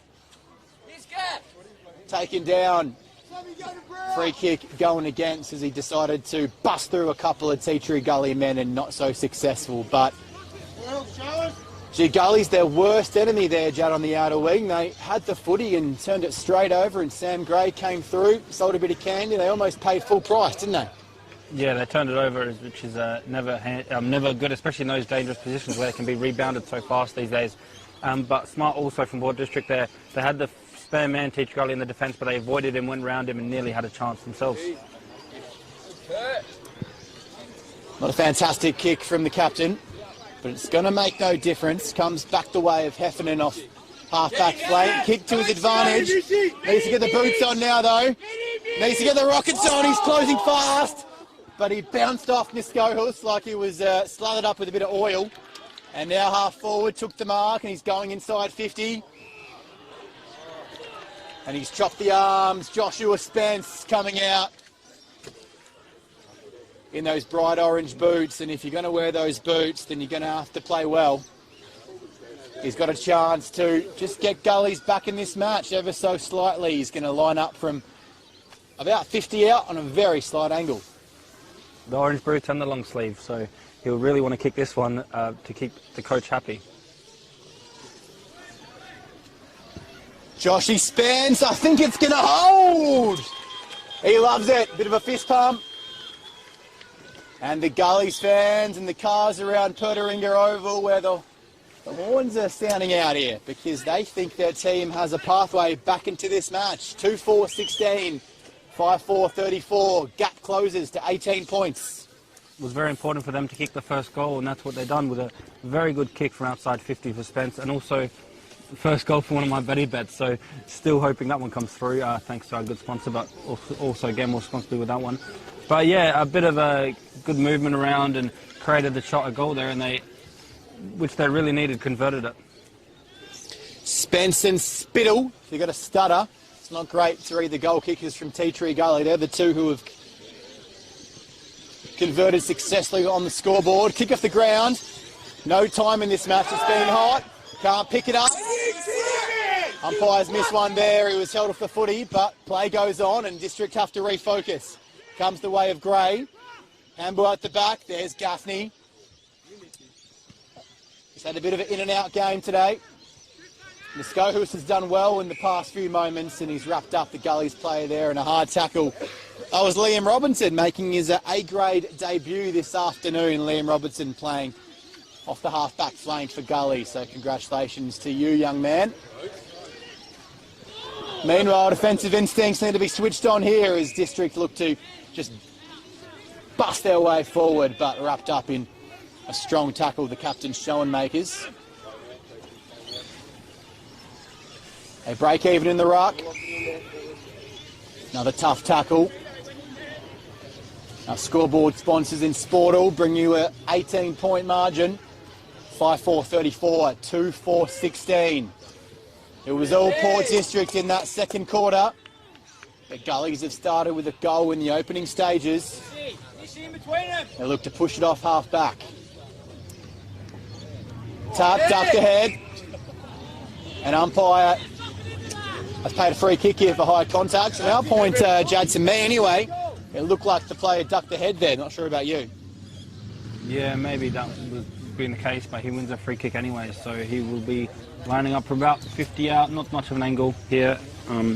Sharrod, who already has one goal.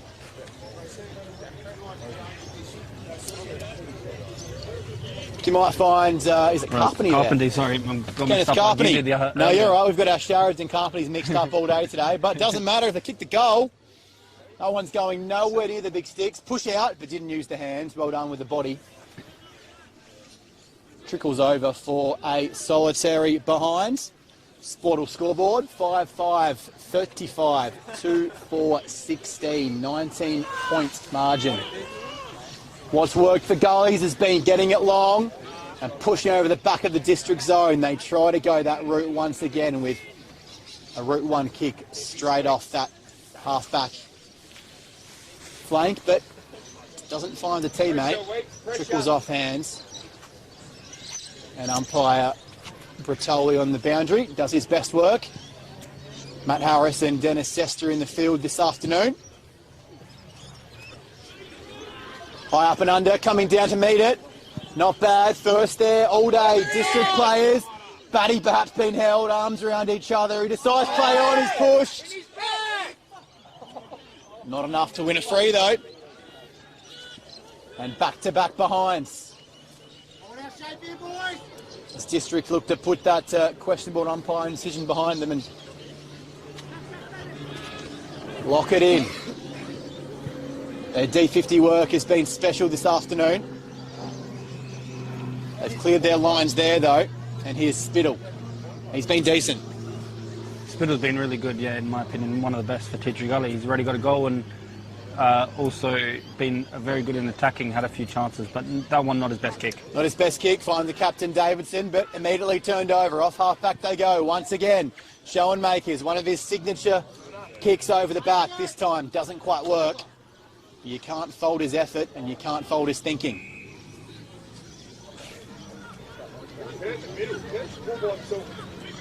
Gaffney getting involved. Beautifully measured kick.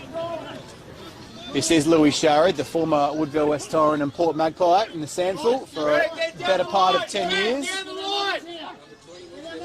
Decided to play his footy with Port District and look for a flag this season. Strong fist comes from the back. Danny Frawley will be proud of that. Comes to Gaffney. He spun 360, but he got his boot to the ball. Smart umpiring. Ground level, it's a fierce contest, and the pressure was too much for Ashley Tucker on the boot, but straight out. Here's Gaffney again.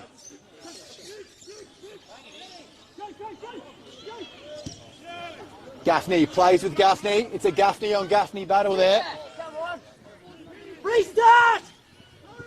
Inside 50 again, playing in front. Gullies, they shouldn't concede from here, but the handball is questionable. Strong tackle taken down. It's just about who breaks their lines and who can be cleaner. As soon as the ball hits the ground, the pressure has been immense by Port District all match, forcing stoppages when they want one, and turnovers also. Strong mark from Cansdell. 25-metre penalty ensuing as the player knocked the ball out of his hands. Cansdell wastes no time, plays on. Inside 50, 1-on-1 contest. Got his hands to it, chest there too. But it bounced off like a Scanlon fry pan. And it's inside forward 50 now. Non-stick. Beautiful fry pans, love those. Not a sponsor, by the way, but should be. Sponsor your household, maybe. Might have had a few lamb chops last night. But no one wants to hear about that. Anyway, back to the footy, and it's a free kick coming out of the ruck here. As the rain begins to threaten us at Gullies. A few of the umbrellas and hoodies going up around the grounds. And they really now, Gullies, with the rain on its way, need to make a mark on this scoreboard, because as we know, wet weather footy, it's hard to score. They got the first goal of this game and restricted Port District to not scoring yet, so this one will be very crucial to get back into this game, especially when the rain comes and it gets a bit more low scoring. Margin 19, rain coming down, tough kick.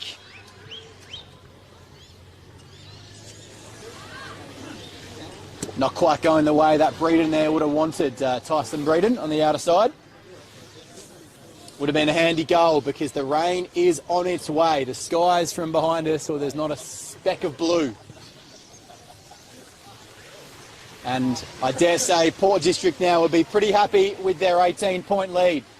This might turn into a low-scoring slog. If they can go length of the ground now and get a goal to really rub it in, it might be a dagger.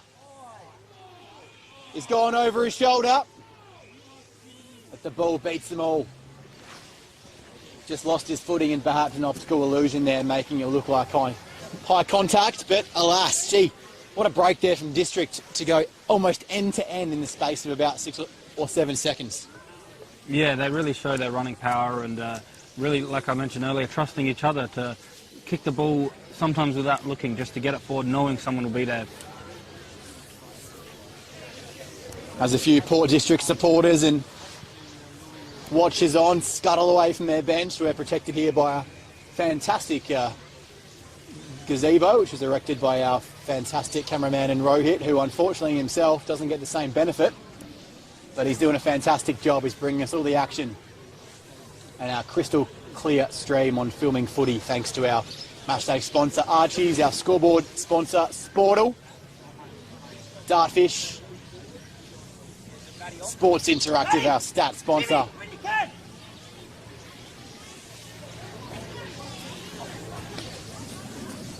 share the stream, family and friends. It's the match of the day, top 4 battle. Have a look at the other streams while you're there, of course, but come back and join us for the conclusion of this. 1.5 left to go, anyone's game, and the rain just has died down now. Yeah, it's still pretty dark though. I reckon they should get the lights on pretty soon. The ground though, however, might still be slippery, a bit damp. Yeah, that middle cricket pitch might become a bit of an issue. It always does around June, July, but holding up today pretty nicely. We see one of the district boys in front of us here, Sam McKay, doing a bit of a fitness test, but he looks pretty good. He'll be re-entering the fray shortly. It's a half-back for Gullies as they look to break off their lines. First to it, he's been good all day as Cansdell really sticking his hand up for those Archie Stongs if Gullies can get back across this margin and bridge the gap and take the victory. Yeah, you mentioned that McKay doing a bit of a fitness test in front of us. Rolled his ankle, I think, got it strapped up. Looking not too bad. Hopefully he can re-enter the field. He's already got a goal for them, so he's very handy for them. Taken down, no time to think or blink.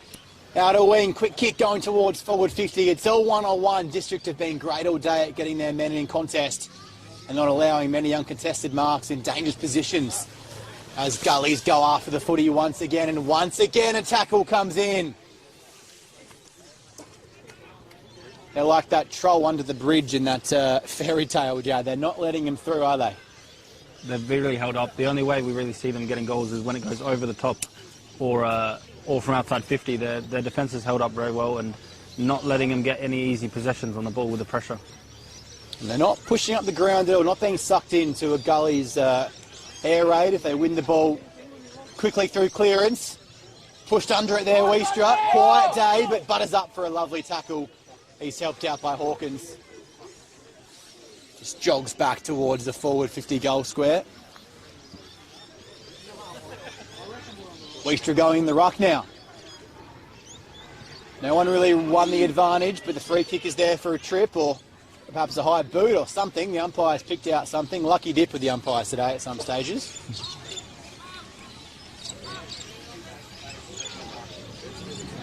Observing the options, looking for something he likes. It's a high up and under.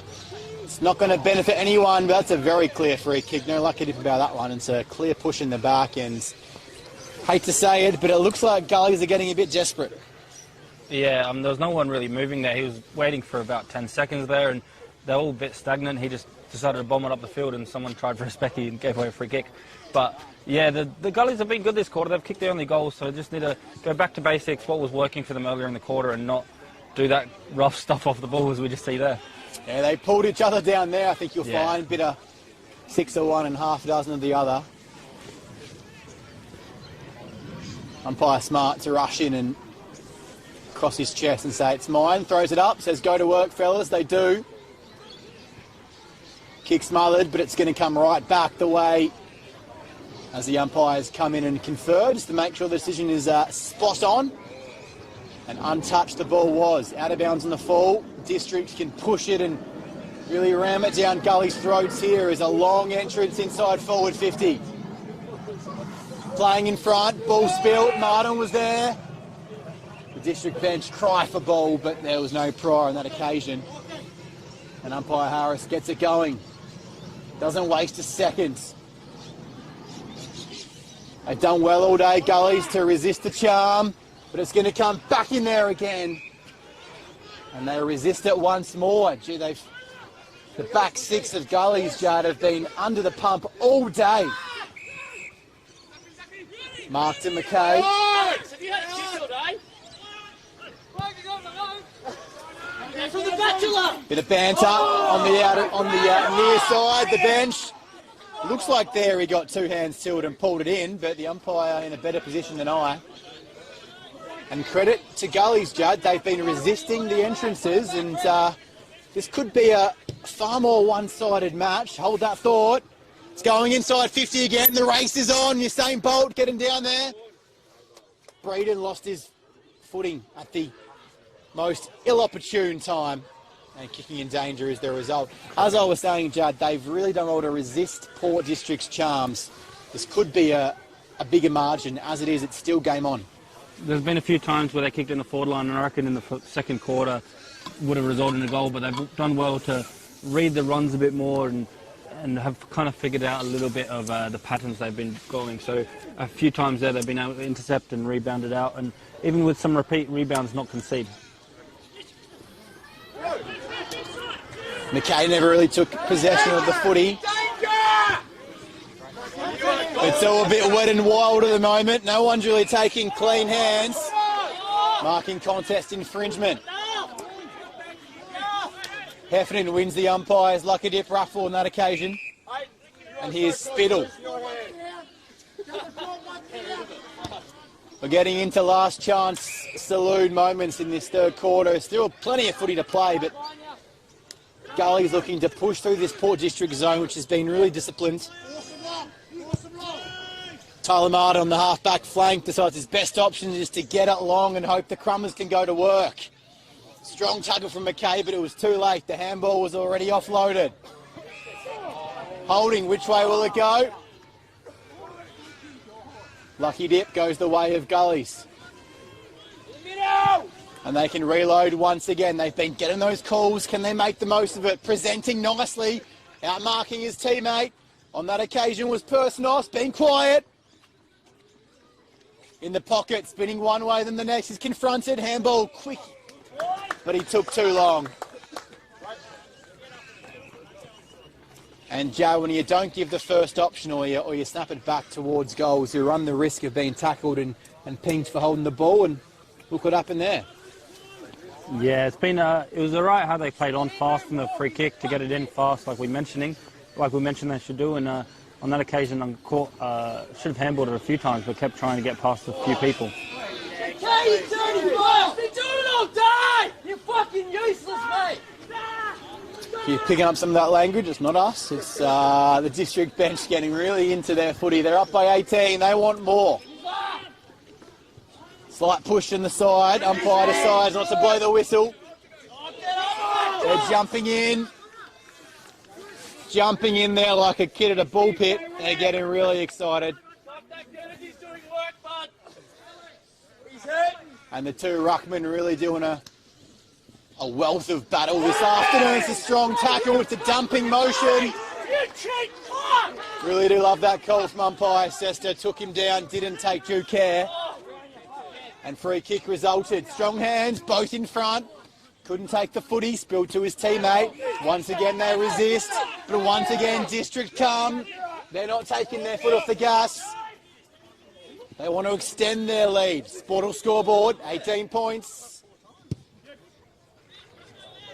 Sharrod goes to the hot spot. Oh, he's taking it. A double grabber, but a mark will be paid all the same. Doesn't matter how you take it. All that matters there is the result, and here is Sammy McKay will line up directly in front, 30 out.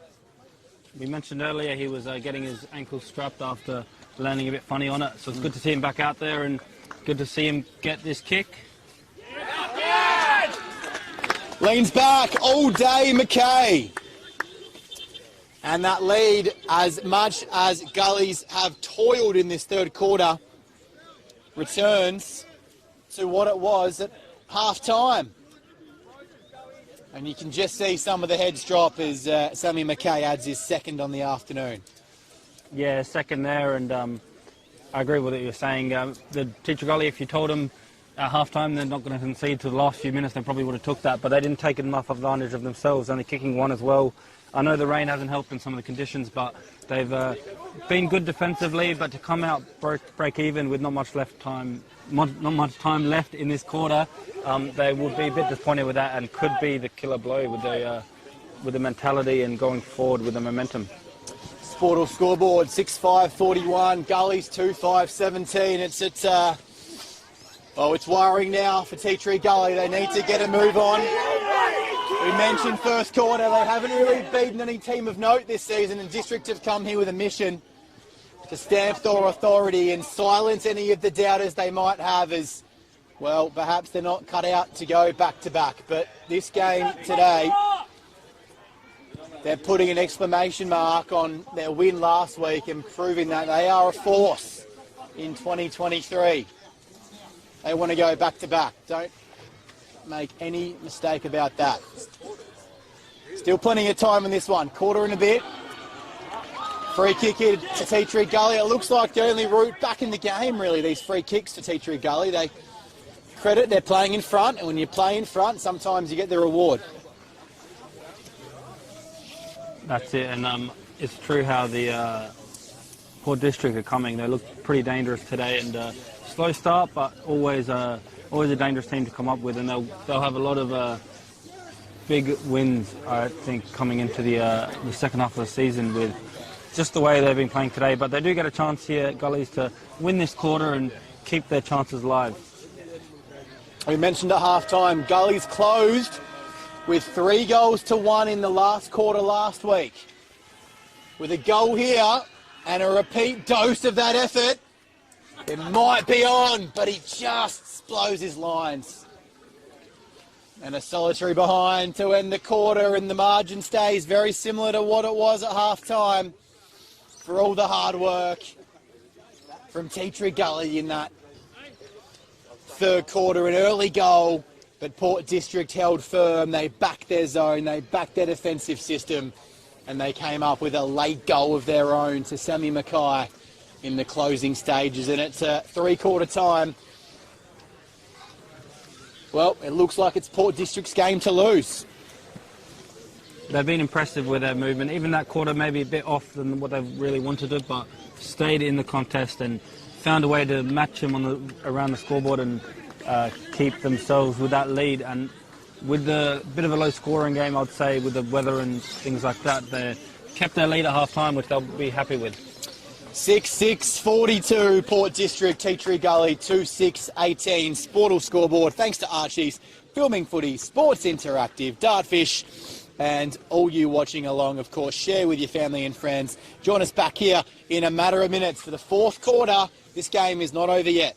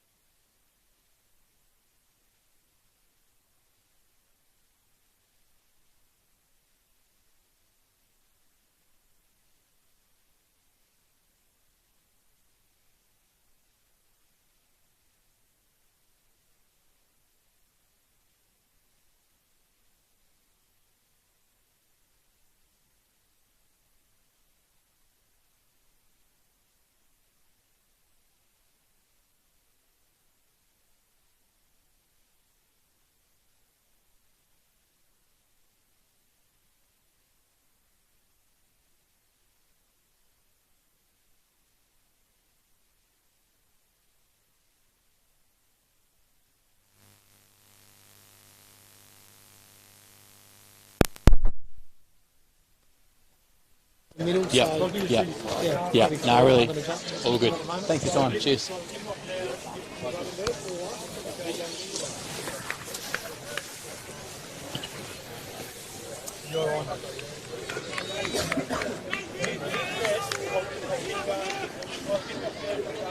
Welcome back to Saturday afternoon football in the Adelaide Football League Men's Division 1. Port District on their away trip this afternoon to Tea Tree Gully, Petaringa Oval.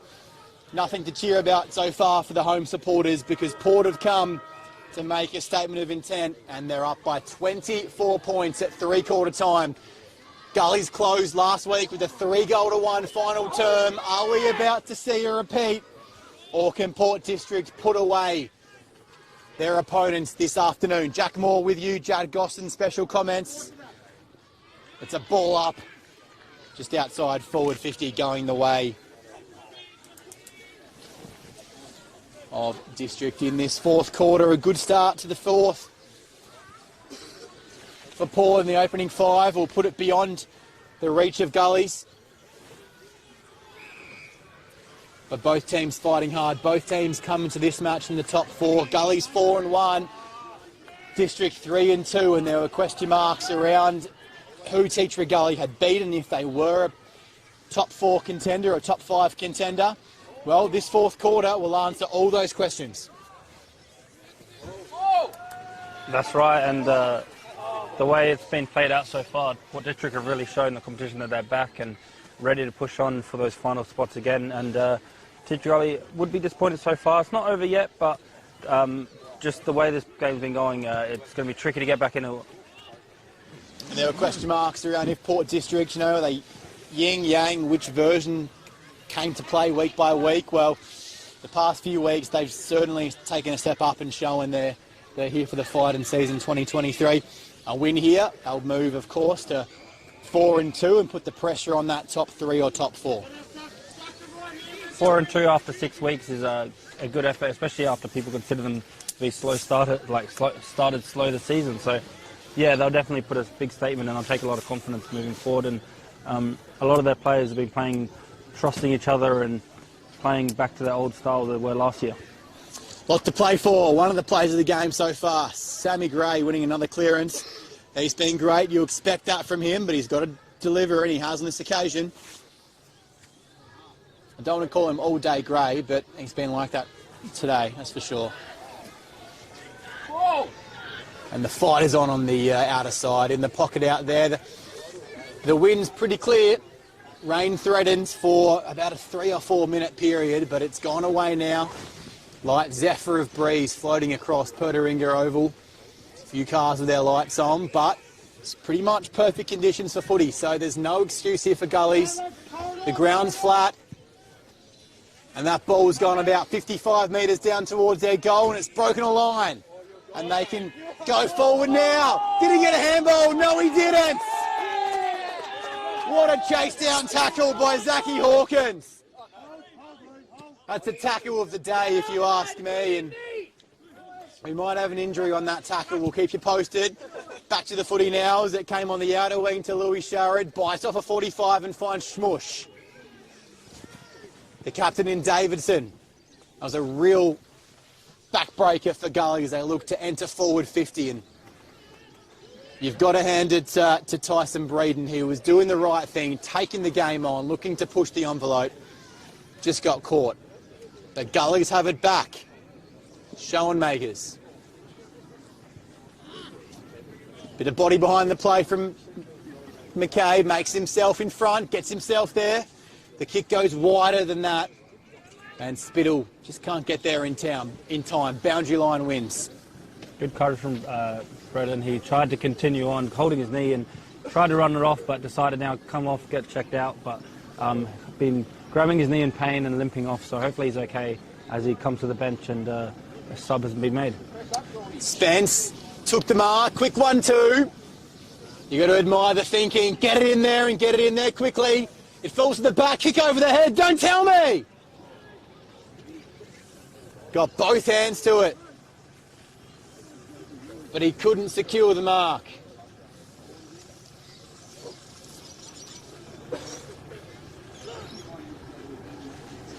And with a full quarter of footy to play, this margin now is only 4 goals. And if Port District take their foot off the pedal for more than a couple of minutes, Gullies have proven this year they're as good a team as any, and that's enough to get themselves back in this one. Yeah, Spittle there with that chance, kicked it around the corner with a nice snap, just couldn't find it. He's been one of the best for Gully though, always looking dangerous and taking up possessions in different parts of the grounds, has a goal as well. It's been a particularly impressive game so far, of course, for Port, missing their leading goal kicker Tom Gray. He's got 11 goals on the season. Not in action this afternoon. Engine room supplied nicely by his brother Sam, of course, as always. Tough one-on-one contest in the middle, won by Mackay. Hard, Kirby, hard! Look at that! Strong contest, takes the mark and runs on nicely. Handball option, Personos being quiet. The option was, well, that was just stupid, really. That was a silly, silly kick from Personos. A player of his experience. He's been kept super quiet today, hasn't he, Personos? Kicked 12 goals this season, and not sure if he thought the 6 men between him and the goals would disappear, but the dribble kick wasn't on, I don't think. Yeah, Personos, 12 goals so far, the highest goal scorer as well for this season, and in their best players last week. So, yeah, been very quiet for him, but had a chance there to make up for it and just messed it all up. Crowd go wild. They want a free kick, taken down, front of goals. He put the hand out, wanting the free kick, and didn't bother attacking the footy. You've got to make the footy your objective, and the umpires will look after you more times than not. Mackay, dangerous around the pack. He's escorted nicely out the back by Gaffney, Mitchell Gaffney. Nice defensive work at the back of that pack, just restricting Alex Mackay's influence. Boundary throw in, dangerous position. Goal here, makes it 3-goal margin. And from there, anyone's game. Thrown in nicely, Rucks go to work. No prior, ball knocked down the tackle, and the ball in dispute once again. Boundary line might win, just stays in. Great tackle. A goal here, Jad, you never know. They've done well to lock it in there 50 for a few minutes now with a few stoppages and winning tough tackles to keep it in here. So, yeah, definitely a goal here and it's on. Boundary line and boundary umpire earning his keep this afternoon. A few throw-ins in the space of a minute.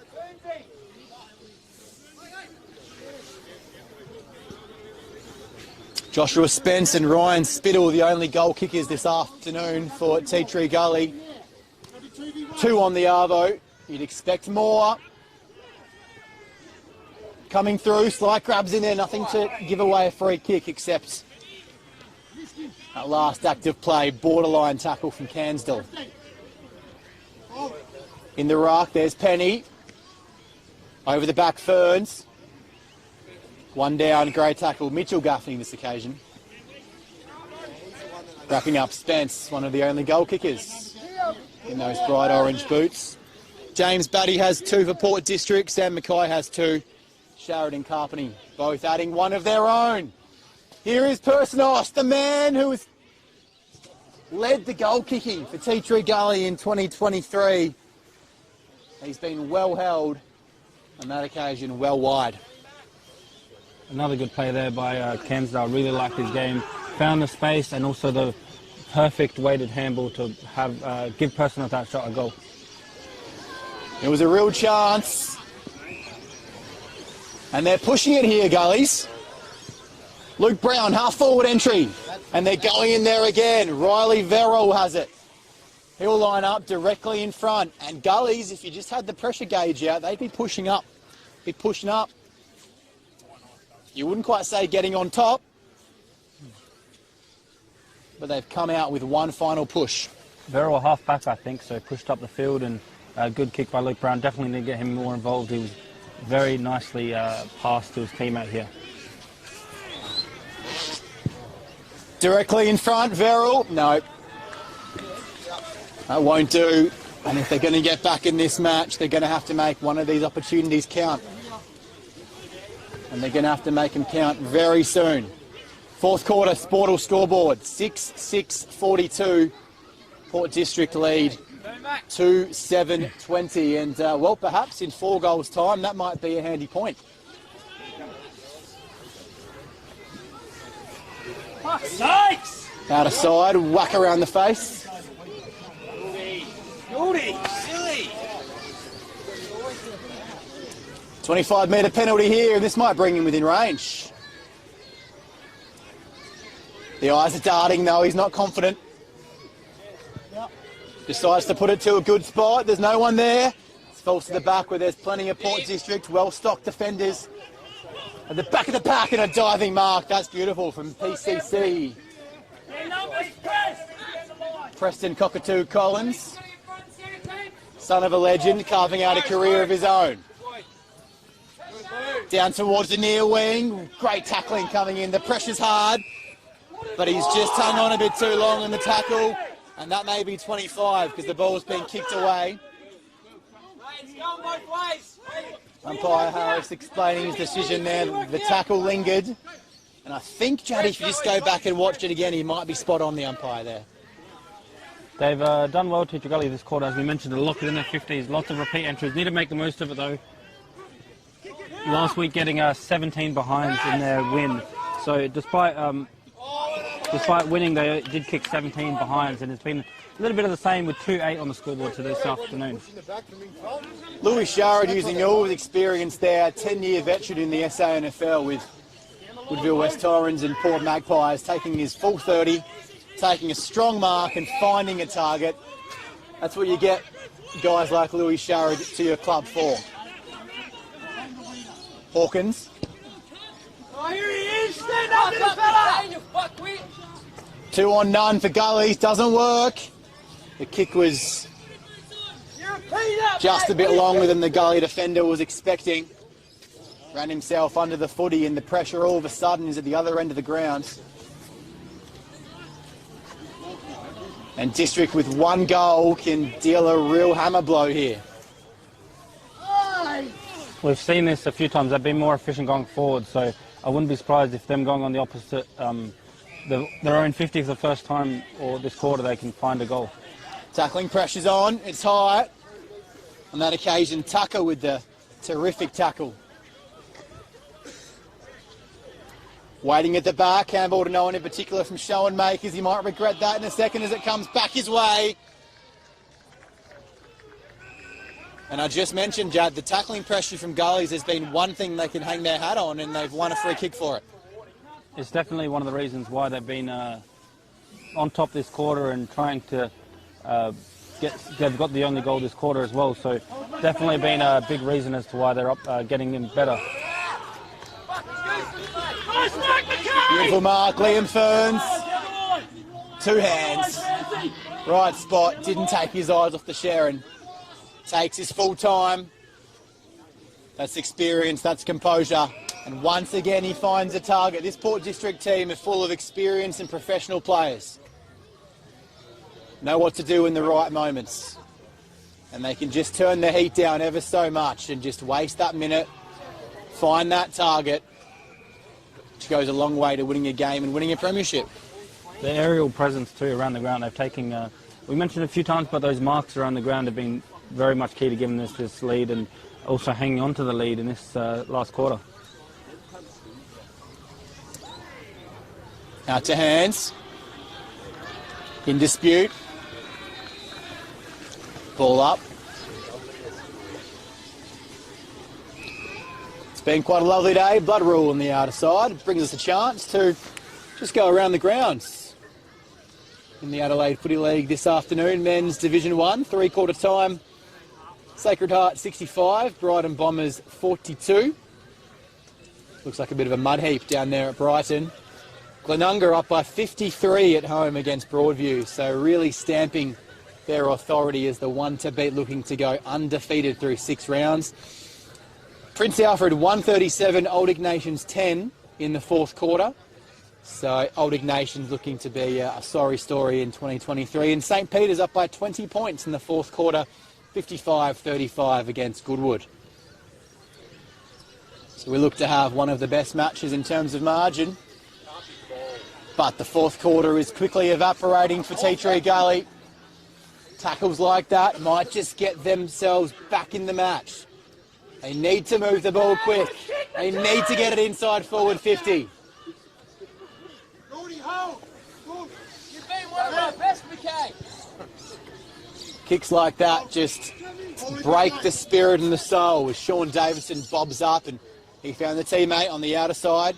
Kick now inside 50. Trying to pick it up. Not a wet day. Should have got that one first go. Zach McKay rather throws it out the back. Not penalised. He's taken care of before the ball got there. Perhaps the umpire judged the ball was within 5 metres, which then makes the bodywork legal. As it is, here we are, near side.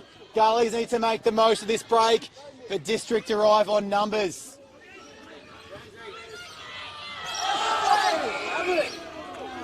It's like they've had an extra 2 or 3 players out there all day, haven't they, Jad Port? I was just thinking that, yeah, the one time it goes forward and there's a 3 around the ball as soon as it's floor.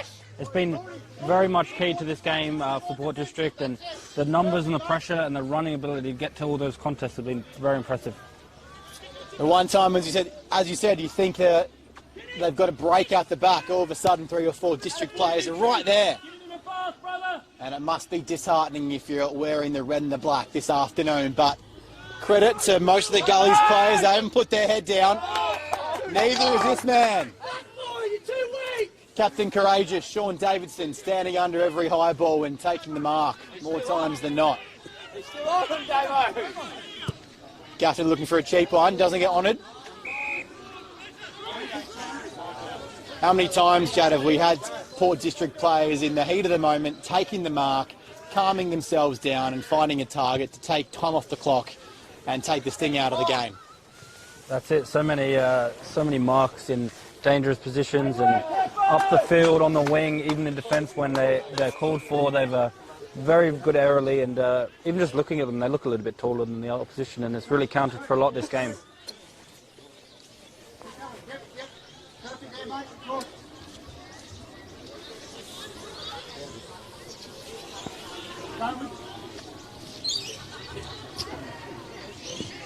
It's been a bit of a chilly afternoon. Rain's held off and conditions are perfect. Petaringa Oval, round 6. As Gullies look to get back in this game. Perhaps a bounce of the ball might help them do just that. Here's Lukey Brown. Out the back outlet. On the cusp of 50, getting in front, playing it nicely was Personos. It's going to beat all and sundry back. He's followed through there with a bit of an elbow in the back. Umpire ticked it off. Press, keep going! Keep going, press! Louis Sharrod.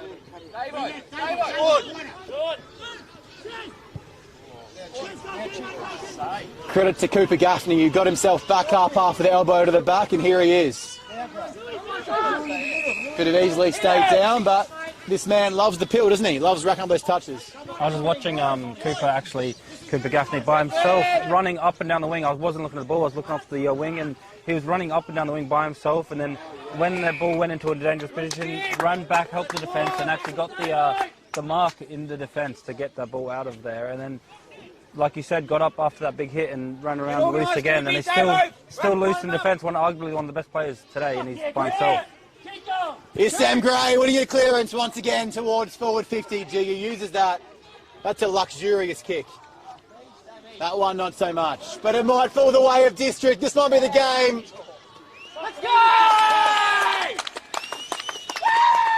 Matty Weistra running into an open goal. He signs off a professional performance, and you can chalk this one down as a win for District this afternoon. That's the nail in the coffin, I think. Just the way this game has panned out. A goal with about 18 minutes played, we believe, has really summed up the performance. The ball goes in quite cleanly into their 50. A bit of a mistake not to take the mark, and out the back, Weitra gets the goal, and yeah, really puts an exclamation mark on a very good performance. They'll be happy with this coming from an away from home, a good big Teacher Gully crowd, and finding a way to win and gets their season on track for finals. 2 goals, 9, 21. 7-6, 48, a 27-point advantage. Might not sound like much, but in the context of this game, it's a game-winning lead for Port District. And they will move themselves up to 4-2, barring a Gully miracle, I should say, in the final stages here. They're going to pour the pressure on in the last 5 or 6 minutes. Forward they go again. Gullies look like they've, well, they can't go with them, but on that occasion they get out of jail with a free kick. 27-point margin as we look ahead to next week for Port District, and I'm licking my lips already. What a mark! If you don't mind, he gets up and plays on straight away. No time to spend in the spotlight. As I was saying, next week, Port District welcome Glenunga down to Largs, and that is certainly going to be match of the round. Looking forward to that one. Glenunga still undefeated. I believe they're winning their match now by quite comfortably, so that will be 6 in a row. No losses so far this season, and Port District have really upped their level today, and it would be a very big challenge for Glenunga to keep that 0 record, in my opinion. And then after that, Port District have Goodwood, St Peters, Broadview, Old Ignatians, 3 of those at home. So, you know, those that write-off champions, well, they might be left with egg on their face come the end of round 12. Because this team is a powerful unit. It's got strength in all the right places. And they're looking to really attack the back half of this season. Looking to add to their percentage right now, right here. One-handed effort over the back, picks it up, dumps it into the turf, strong tackle, ball up. And as for Tea Tree Gully, well, they face 2 tough away trips in the next 2 weeks to Sacred Heart and Brighton, and then come home to face Prince Alfred before tripping away to Old Ignatians and Glenunga. So a real tough next 5 weeks for Tea Tree Gully, and a strong start, but they've shown today perhaps they're not quite up with those top 3 or 4 teams. 4 of those 5 away from home as well, so couldn't get the win here today at home. They would really want to win some of those away games coming up. And yeah, they would be disappointed with today. We've seen their quality in previous matches, but as we said, a bit of a yo-yo team, and today's performance sums that up a little bit. Yeah, they've started the season well, Gullies. They've recorded some quality victories, but they are a young team. They've had Luke Brown, of course, rejoin them from the Adelaide Crows, and they do have some firm players around the ball, including Alex Mackay, the captain shower makers, an ex-Sandford goal sneak and Peter Personos. So plenty to like about the Gullies moving forward, but sometimes there is that gulf in class between sides. Chance to leave the fans with a good taste in their mouth here as they move forward once again. The sun comes out for one of the first time this afternoon. And that passage of play just sums up the afternoon for Gullies, looking to attack the forward 50, but it just falls apart at that crucial stage. Their kicking has not been ideal today, not really finding too many marks or any clean possessions around the ground without a real arm wrestle to get the ball forward. Sammy Gray, you must need a new pair of thongs. Another clearance for the export and Sydney Swan. He's been in the right place at the right time, and speaking about right place and right time, 27-point margin, Sportal scoreboard. Ticking towards time on in this final quarter. Hope you've enjoyed all our coverage this afternoon on our match of the day call. We came into this with 2 top 4 sides, questionable form lines from both teams, and we're leaving today with a real idea of which team has more quality than the other one. There's a bit of fancy feet and dirty dancing on the outer wing from Gaffney, who gets back into his position now. He's just enjoying himself out there, and who could fold him? A day, as you mentioned, Jad, full of hard running. You deserve to enjoy yourself in the late 4th quarter situation, don't you? Gaffney, yeah, with the tricky feet, a bit of a ankles broken basketball style with that play.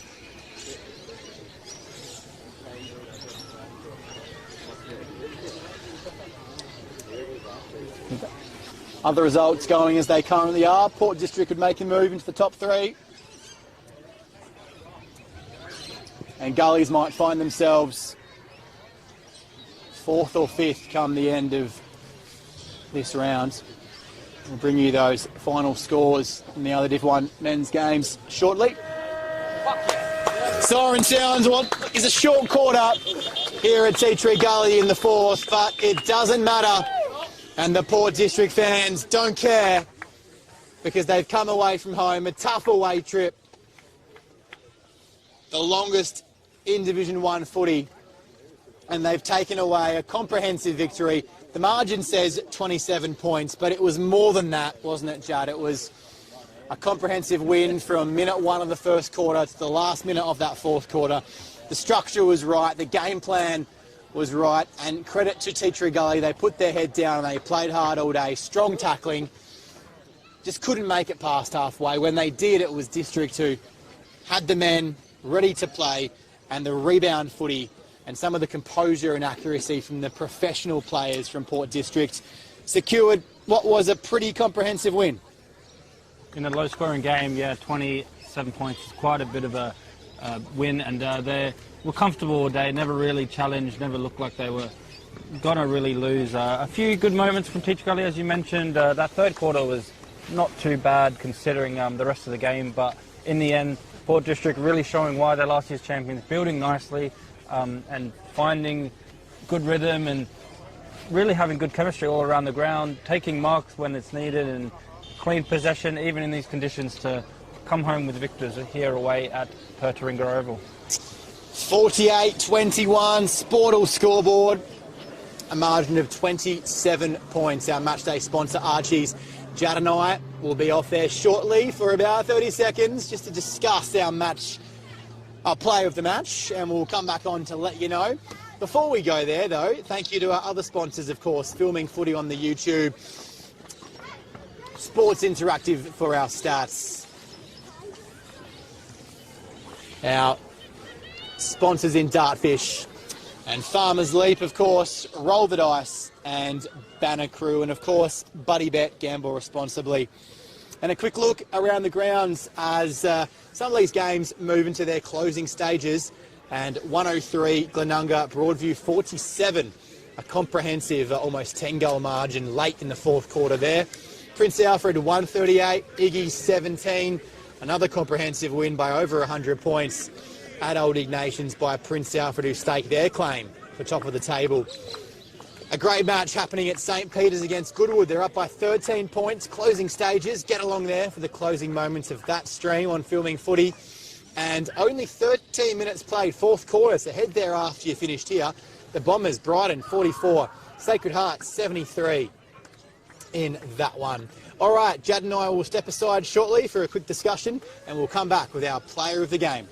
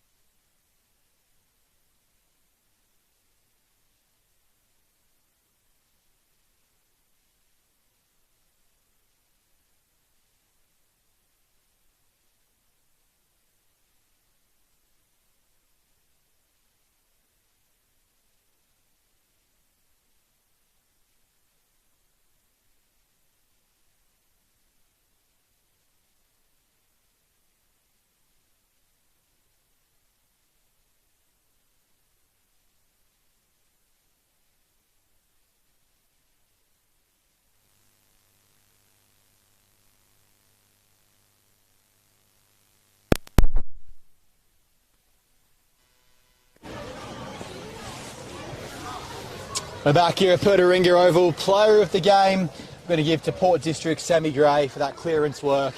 In there all day. I know he's an ex-AFL player. He's still got to perform when you get back to local football level, and he was in and around it all day and really a key cog in the engine room. Yeah, there's always pressure on him to perform, and also the opposition usually would try and target him to slow him down, but they couldn't today. And I thought he'd be a bit more up forward, but he's only really rested forward and really dominated the midfield. So many clearances, which really set up the victory. And we'll give him the best on ground for this match.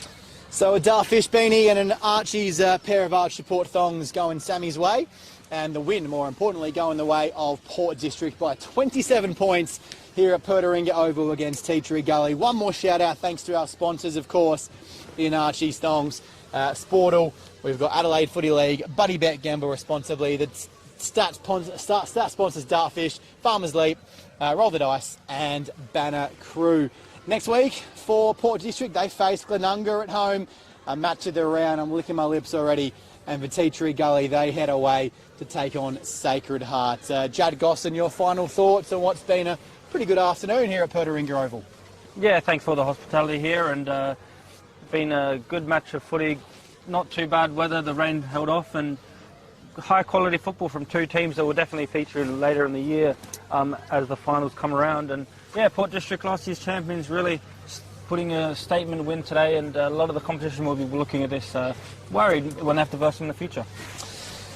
All the best, and thank you for sticking with us here on Filming Footy this afternoon, and what was a top four clash, and Port District come out of it. It's really staking their claims for a grand final contender for season 2023. Plenty of footy, of course, yet to play. They take the win here by 27 points. Head on over to our stream of Bryden and Sacred Heart with about 10 minutes left in that quarter with the stream team on Filming Footy. On behalf of Jad Gosson, I'm Jack Moore. Hope you've enjoyed the coverage. Back with you next Saturday for more Division 1 men's footy from the Adelaide Football League right here on Filming Footy.